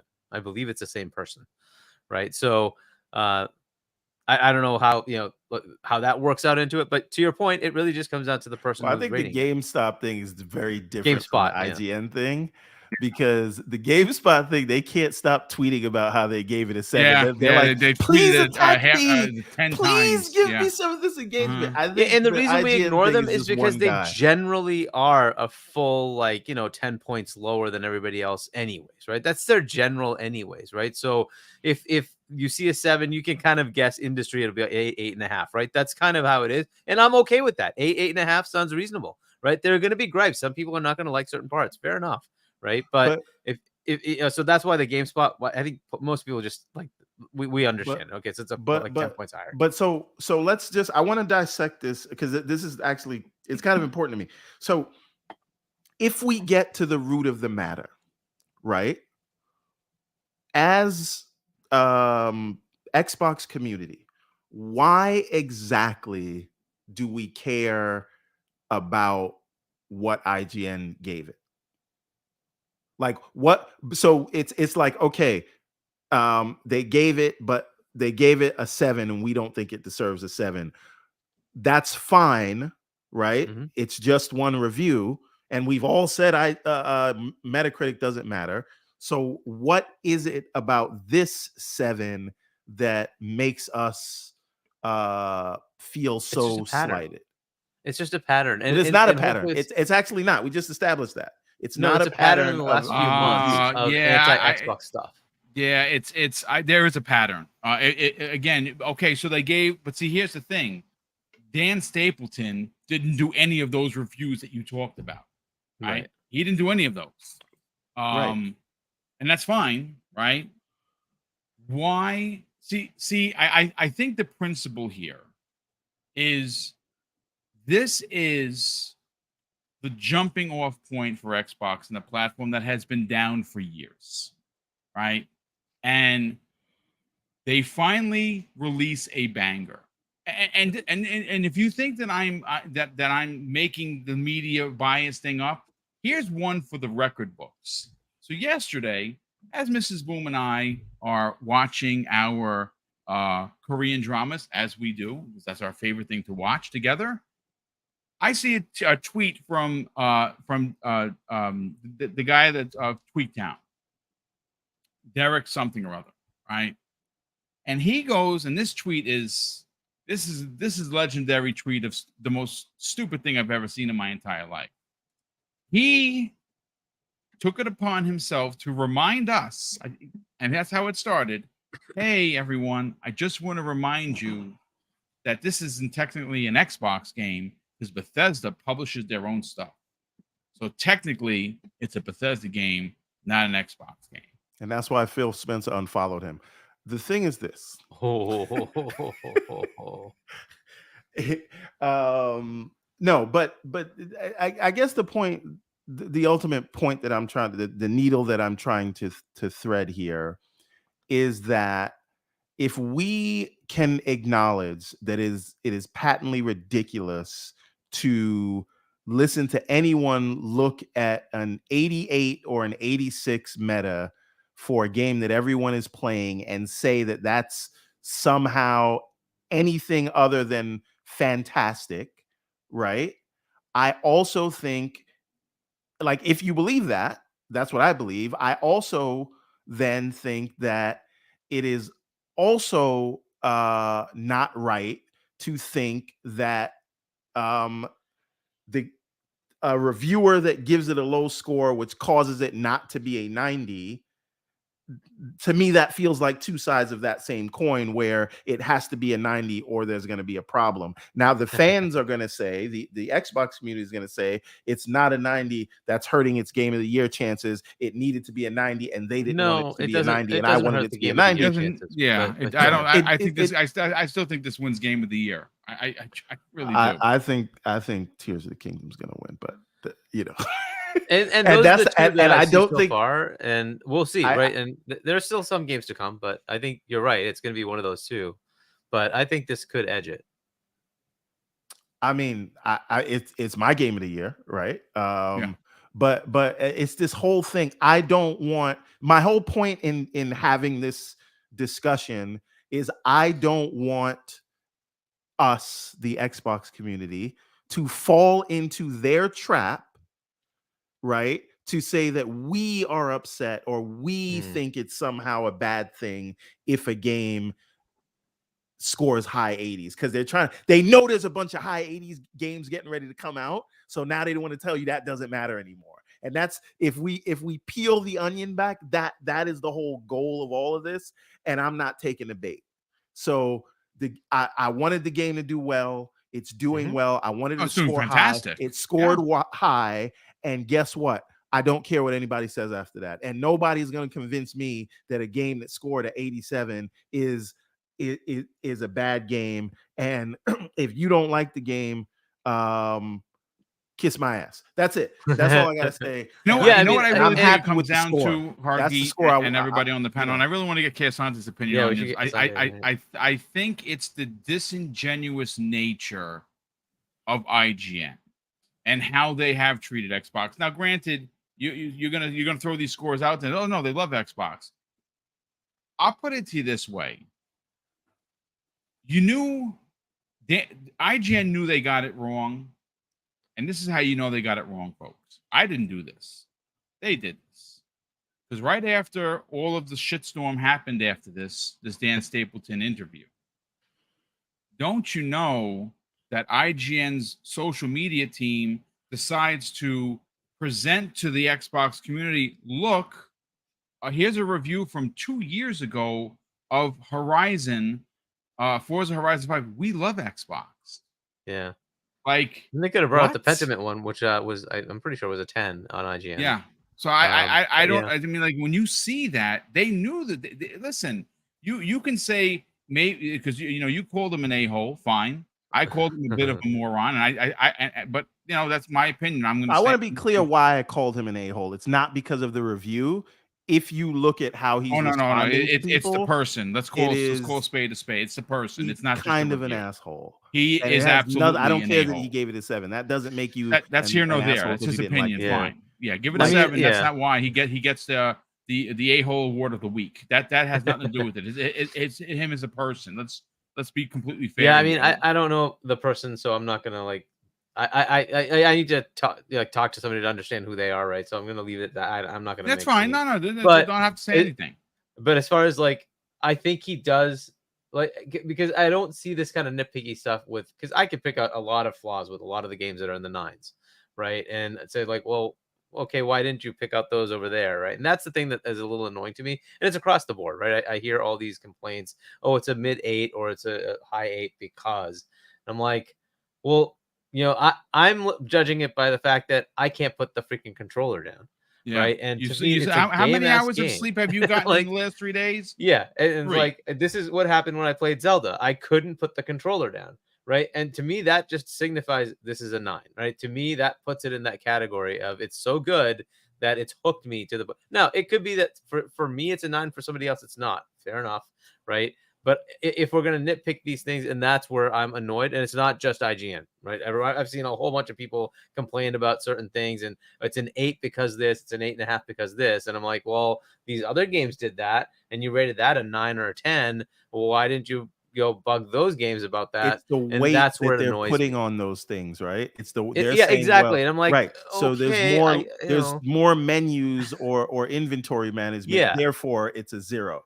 I right? think the expectation that they had was different than what they got. And you mentioned it. It's the menus, right? It's the fast travel, which I think is good because I don't want to sit there and wait 7 hours, 8 hours to go planet Can to I say planet. something, Like, Hargy? what? Can I just say something? For anyone that's talking about these quality of life things and things not being explained to you and menus, walk me through the process of how you do multiplayer in Elden Ring. This was the 10 out of 10 game. This was the 97. I want someone to tell me with their fingers how you do that. I don't know how to do anything in that game, dude. It was crazy. The whole game, there was like nothing. You had to go figure things out all on your own. That was the way it was. I used YouTube. Yeah, or I talked to people who played it. That's how I found out how to do things. Because how else? I mean, like, it's crazy. There's nothing telling you what to do, right? So you're like, okay, I have to go figure all this stuff out on my own. But right? That was the beauty of it, though, because Elden Ring very high created a whole community just telling you how to do the stuff they don't tell you, right?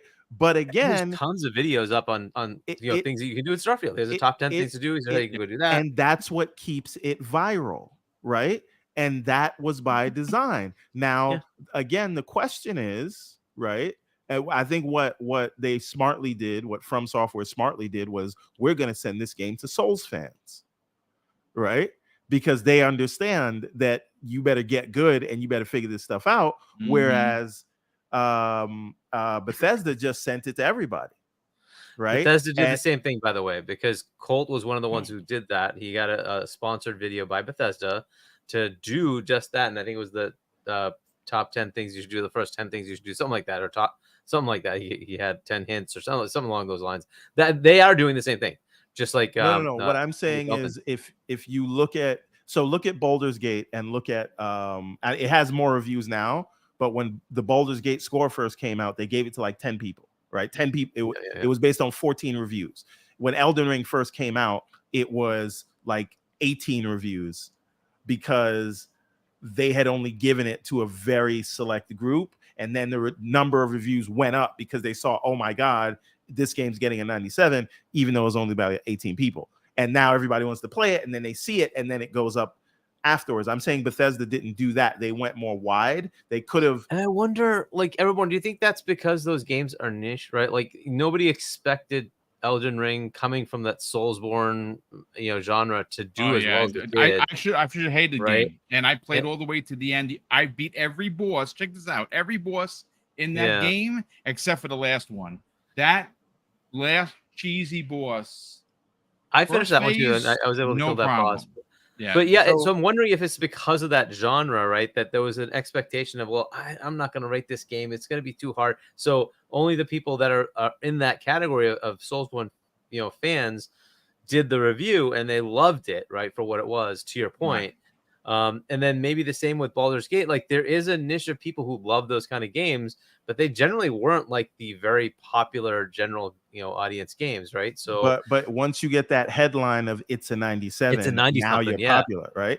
And so Pixelbit G sent a super chat, and I don't want to say it out of order. Read it. I'll get to the other ones, but read it. Right. So he says, how do you manage encumbrance in Elden Ring? How about Baldur's Gate or Diablo? First time I've ever heard such BS for an RPG or looter. And that's the point. The things that were praised as charm of a lot of these other games are the thing that people are saying this is why it's not great. And it's weird because it seems to be playing by different rules than these other ones. Here's a perfect example. Here's a perfect example. I'm 100%. Oh yeah, go ahead. Sorry. No, I'll let you talk in a second. Dion Hayes in the chat. Now he puts he puts a message in the chat. He says, IGN had a horror showcase today with multiplayer horror games coming to all platforms, including Xbox. And they left Xbox out of the showcase. Oh, they did it again? Yeah. And again, they're doing it on purpose. They're doing it on purpose so we can go there and yell at them and it's more clicks. Do not click on that. Don't click on it. Don't comment. Don't go there. Leave it alone. Yeah. You just have to accept that this is what they're doing. Yeah. So I just wanted to point out, I'm perfectly happy with people pointing out nitpicky things, but just saying, hey, these are things that I'd like them to fix. I'm not going to review it based on that, though. I'm not going to dock it based on that because I'm used to it. It's okay, cool. It would be nice quality of life improvements. Hey, Bethesda, take a look at these things if it's something that you can make better in the next patch or a new DLC or something. Cool, right? But not, hey, because you have inventory issues, it's not a 10 or a 9, it's a 7. Okay, come on. you know, so I'm totally okay with nitpicking, right? It's like, the travel wasn't as consistent as what I wanted. I would have liked to been able to do this, but the game is so good, I don't care. It's still a 9 for me. Hey, fair enough. Hey, Boom, just to take us out of the whole negative aspect of here, because we were having a lot of fun in the beginning. I got another fun question for everybody. Sure. This is, they call this a new beginning for Xbox. They said this is the breakout thing. This is the must-have thing. Phil has said he can see it all coming together now. There's games that are coming up that are super hype. What is the next must-have title where all of Microsoft is focused on it? And this is important too. You saw Satya Nadella tweeting about Starfield today. You saw every Xbox studio coming out and saying, let's go, this game's out, right? What is the next Xbox game that is this? Is it if they are smart? If they are smart, it is the DLC where I can then visit the Spartan world, or another DLC where I can visit some CODs if they are smart. But I mean, those DLCs should be like, but I think what you're talking about, Everborn, is the full game release that they're going to do the same type of marketing for, right? Same type of, yeah. Because it doesn't seem like they're going to do this for motorsport, and motorsport's around the corner. And they shouldn't, because it's too niche. It just is, right? And so where I see it, and I don't know what the viability is when Call of Duty is marketed by Microsoft, right? When they finally acquire ABK, that is going to be a huge game for them, whether that's this fall or whether that's next fall, the fall after. I don't know when the next game comes out that's not marketed by PlayStation or under contract or whatever, right? So if the contract gets nullified and this fall they can say Modern Warfare 3 is the next big release and they're expecting 20, 25 million, 30 million sales, that's a big deal, right? They can, especially the fact that we spent $70 billion and we're getting this game, right? That would be the one that I would say they should do something similar. What excites me about this is, there are people that say Fable, which I think is totally like, right? Because Starfield is like, it's bigger than most big releases, right? And so, right, exactly. Category. So the question, I guess, is I think we're going to see things like this more often. And I do think it will be Fable. And I do think when Hellblade is fully revealed, combat and all, that is going to be one that everyone's talking about. I don't think it gets the CNBC interview, but it does. It is huge. And I think... Yeah, I think you're right that there'll be more, right? They'll be doing more like actual marketing. But like the CNBC interview, I 100% would see a CNBC interview. We bought the 70 billion. Here's the Call of Duty that's coming to our platform. And I think that's going to happen. And the thing is, this is what it looks like. This kind of huge launch. This is what it looks like when the entire company is behind one big bang release. And we haven't had many of those big bang releases. Right? It's been many years. What does the future of Halo look like when all eyes are on it? And this is a company that will have Yeah, and everyone, Activision's that would be an awesome one, expertise right? If on. they fix that, right? If they fix Halo, right, get all No, the resources it but needs, but and do another launch like that. Oh yeah, that would but be awesome. Halo happened because, let's be frank, no one was watching 343, right? Yes. And so this is what happens when, and that's why Redfall happened, right? Yeah. Their eyes weren't on the prize. Their Mhm. eyes were on the prize here. And I know this is a Bethesda game and they get the credit for it, but Microsoft was right there in lockstep. Coalition Well, remember, was right there. it was ATG Phil that right there. delayed this game the year. He's like, no, we'll just take the controversy that comes with this major delay, get in there and look what we're all playing. Like the thing that jumps off the page for Starfield for many people, besides it being a Bethesda game, which it is through and through, it's the graphics.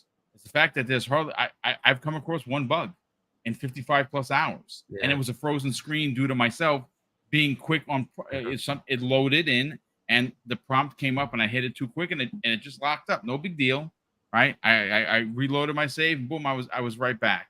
But one. So we haven't heard from Asante, right? But Because he's playing what I would say as Starfield. far as I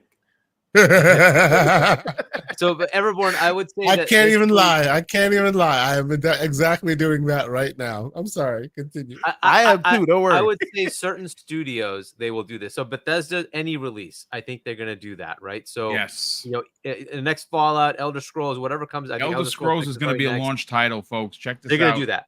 100%. They're going to do that. Xbox. Yes. Blizzard, I think they'll do the same thing. Activision with the Call of Duties, I think they'll do the same thing. But I is think there Ninja another Theory is studio being built up as their Naughty Dog. I really think that's what they're. We If can you see look at how they're where that building up the goes. mocap tech, if you look at how they're increasing the teams there and they're hiring and they're giving them new buildings and things like that. I hate to agree with Everborn Saga on this one. I'm telling you, they're really building up Ninja Theory to be something potentially, but it's Ninja. We'll see. The one that I also might put. So if 343 hadn't bungled it, it would be 343, right? That's obvious. It's Halo. It's right. It's Xbox. Yeah. But 343 bungled it, so that's like, okay, hopefully they build that back up. It's then the next best to me is Coalition, right? Coalition, and you say, if the next Gears can deliver, like we're gonna radically change things now. It's gonna be an open world, new capabilities, new machine learning, AI, whatever stuff that they can throw in, all the things that they want to try to take. That's what usually Coalition does, right? Is they take the tech and make it go as far as it can within whatever they can make happen, right? And if Gears 6 is that would be the other one that I could see happening. I don't know that they want to pressure the other studios to do something at that level. So we'll see. Ninja Theory, I hear you because it has like that feel to it, but it was an indie dev, right? So again, you're going to ask them to do a lot to create something massive and have that same, like Blizzard knows that this is just normal for them, right? So they're in that limelight. Call of Duty's Call of Duty, right? So, and Bethesda's been doing this, right? They understand what a Bethesda game is. It's an industry game, right? It's a big deal. So that's why I don't know. So you think Ninja Theory, right? I think they're building them up to be that, and I think their coming out party is Hellblade 2. I agree. After that. I think they are getting help from a lot of people. To see that. Again, I've heard some things. A lot of people have heard some things that it is going to be the combat and the environments and the enemies are going to be on the line, on the level of God of War. Now, is that true? Well, I have no idea because the game isn't out, and we've seen only snippets of it. And most people like myself, we want to see the combat. We want to see the redefined combat because that was one of the again, this game, the original game was made by 20 people, right? So, I mean, the combat was what it was. It was, it was very, very pointed to it being just in that little area, a lot of blocking, a lot of dodging, a lot of, button mashing. We're not going to get that apparently in this one. And that's great. That's good to know. Asante, I want to get your opinion on, again, folks, we only have about another 9 minutes or so. I hope you enjoyed the show enough to hit the like button. Of course, if you're new, you find the channel for the first time, please consider subscribing. You had some pointed thoughts on the actual review, but I have to just catch up on 2 member chats. God Emperor Sofa King, who's been a channel member for 5 months, says, Everborn, the reason why people are more critical of this review is this man is known to like Bethesda games, but he had gripes, public gripes, of the Bethesda purchase. He actually did. I read it on the air, I think it was on Monday, where he actually said, if Starfield and Elder Scrolls 6 go exclusive, and he said, will 2 stars and a capital will be ramifications? He said that. He said that in a tweet. I have the tweet. So, are the ramifications his 7? Yeah, I don't know. We also have Abacab72 drops a very. Actually, he's been wow, dude. Thank you so much. He's been a channel member for 21 months, and he says, "Is it true that the guy running IGN now was a former Sony employee? If so, this makes a lot of sense." See, I don't know, to be honest with you. I could certainly look it up. We also have God Emperor Sofa King drops a very generous $2 super chat and says, Elder Scrolls 6 will be a huge one. Yeah, that's going to launch the new Xbox in 2028. That there's no doubt about it. And again, with as many years from now, we're only in 2023.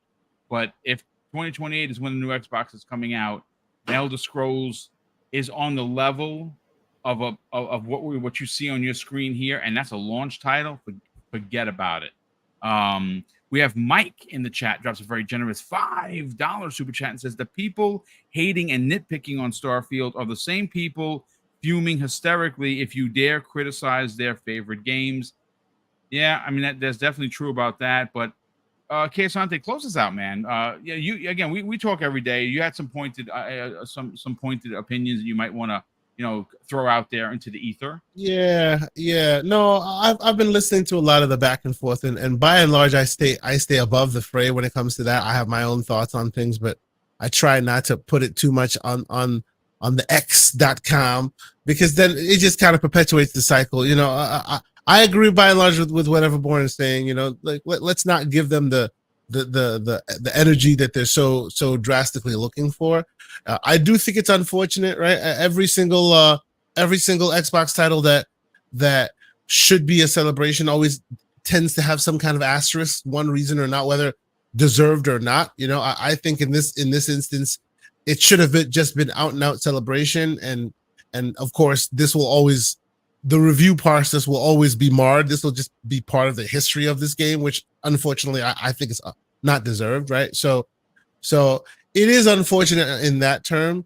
Like, does this game have the potential to overshadow all of its drama and demand that game of the year conversation? I think it has the potential for that. We'll see where it goes. Like, let's see how far people are still talking, after the November rolls around and we're still talking about this game and all its potentials and whatnot. So, I say, as everyone else has said, it's a celebration finally getting released fully on Game Pass. If you haven't tried it, now is your chance.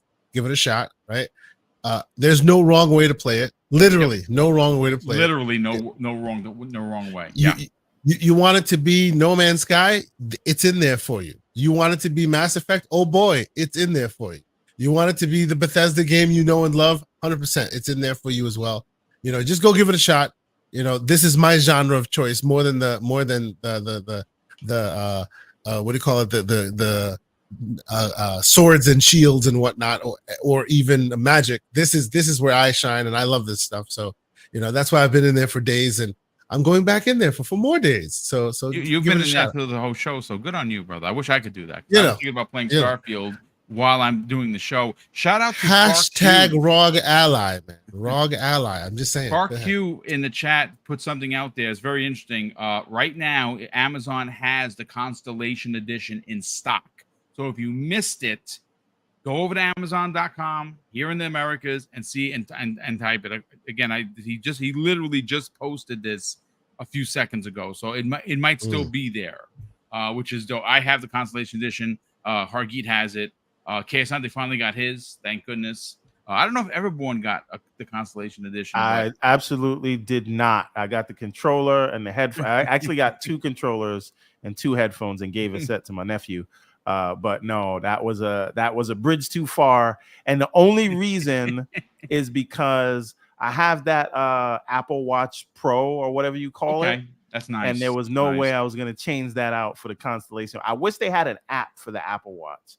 Then we could have had a conversation. But no, I didn't get the Constellations. It's fine. It's fine. Listen, ladies and gentlemen, this has been an amazing launch evening show.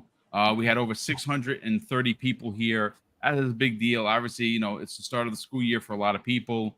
And to get this many people here, where most people are probably playing Starfield, and hell, I don't blame you, because I wanted to play Starfield. I'm gonna tell you this right now. I'm getting up. I cannot sleep. Like I feel like Hargeet. Like all I want to do is play this game. Big thank you to everyone that tuned in. The opinions in the chats were great. The trolls pretty much stayed away, except for like one or two, but Lethal Papa took care of them, as he does. And that is our resident modder extraordinaire, great friend of the program, personal friend of mine. And really what keeps this chats safe and fun is Lethal Papa out there walking silently and carrying a big band stick, which we love him for. And yeah, FarQ, yes, it was FarQ that actually posted the Amazon still has the Constellation Edition. So thank you, brother. Super appreciate that. Let's get to the outros. For Hargeet, obviously, Gaz, who's in the chat, and we love Gaz, did an absolutely astounding review. I love how he was on Rand's show saying that, you know, he was under NDA, but not really, because he played it a different way. And we love Gaz. He's awesome. Sell the brand of Game On Daily. Obviously, Gaz and Asa do an amazing job each and every week. There are some septic sauce stumps that go over my mohawk, but most of the stuff is really fun. He's just fun. Gaz is a fun guy.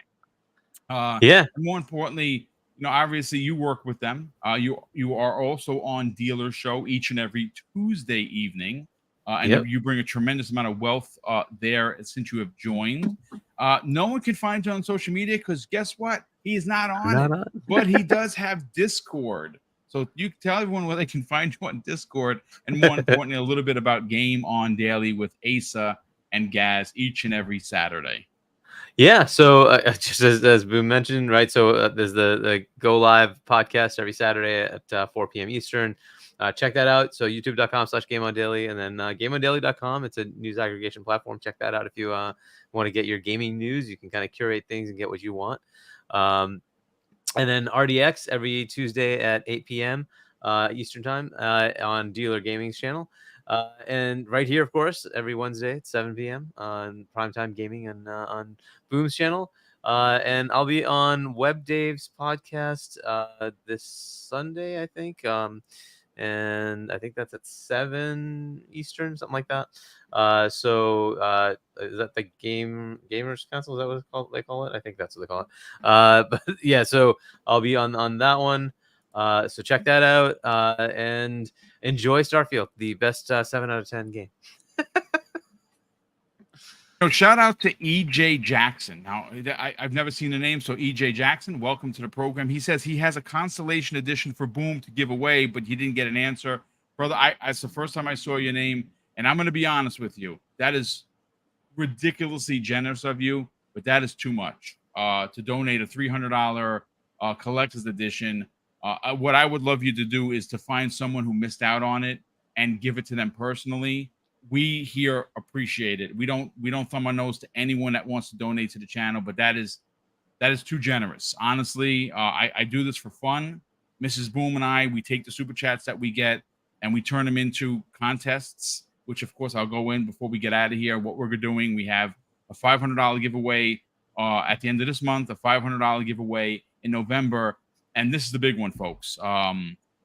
We are giving away, because normally we give away $1,000 each and every holiday at the end of the year. Because Stalker 2 was delayed until 2024, Mrs. Boomstick and I will be purchasing 15 copies to give away as our mom and pop way of giving back to that studio that has had some really difficult times. We're buying the copies like full price, $76.43 here in New Rochelle times 15. Do the math.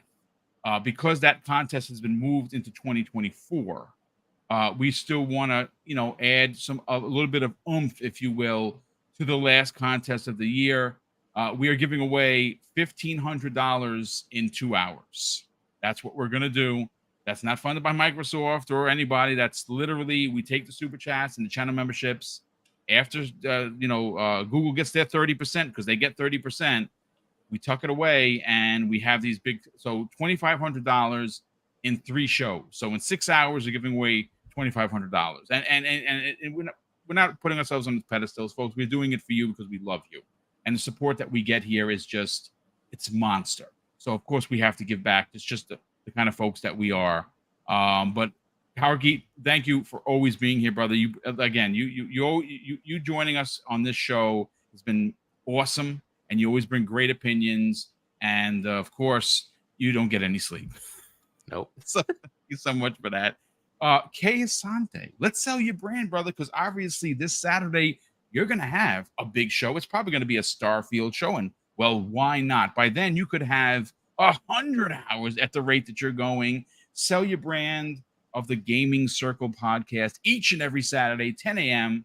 And with, of course, Everborn Saga. What could people expect this Saturday?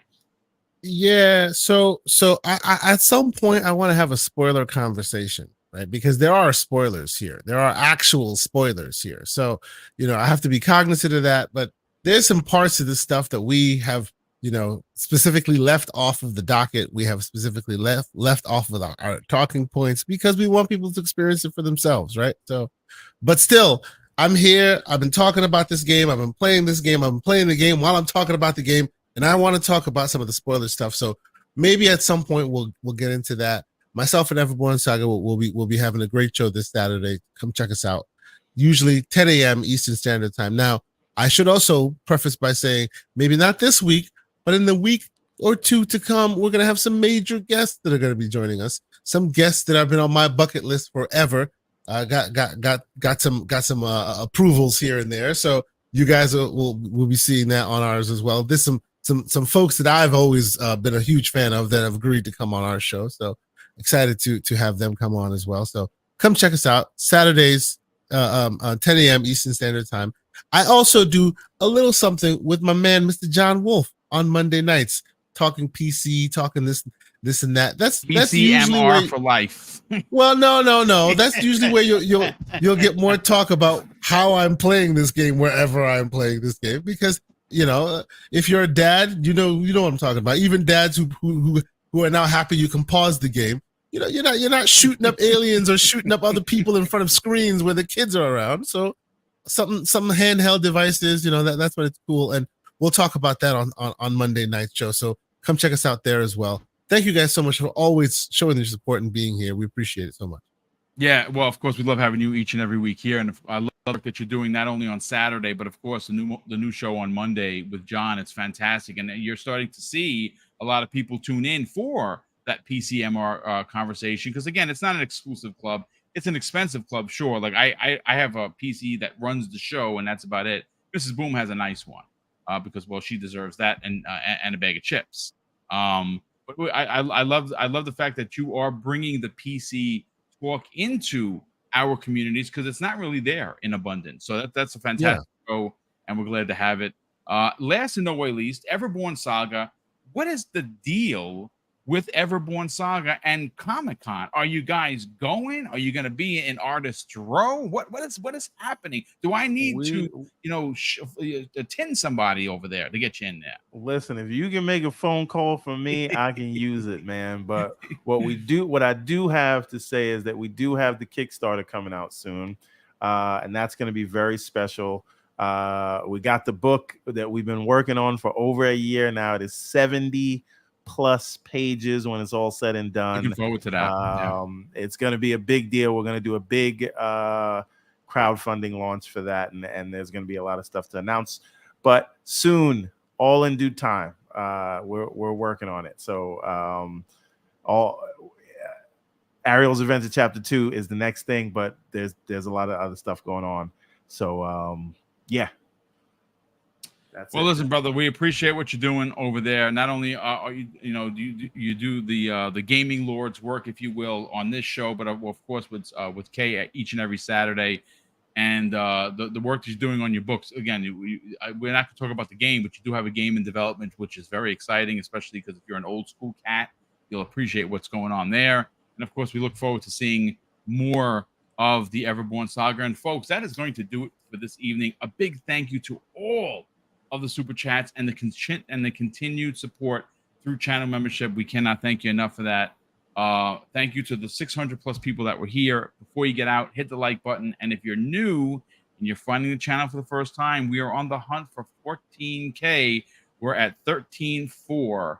So we're 600 away. I think we can do it definitely by the end of the year, at least hopefully. The goal was 15, but it looks like we may fall a little short unless something, a miracle happens, but that's fine.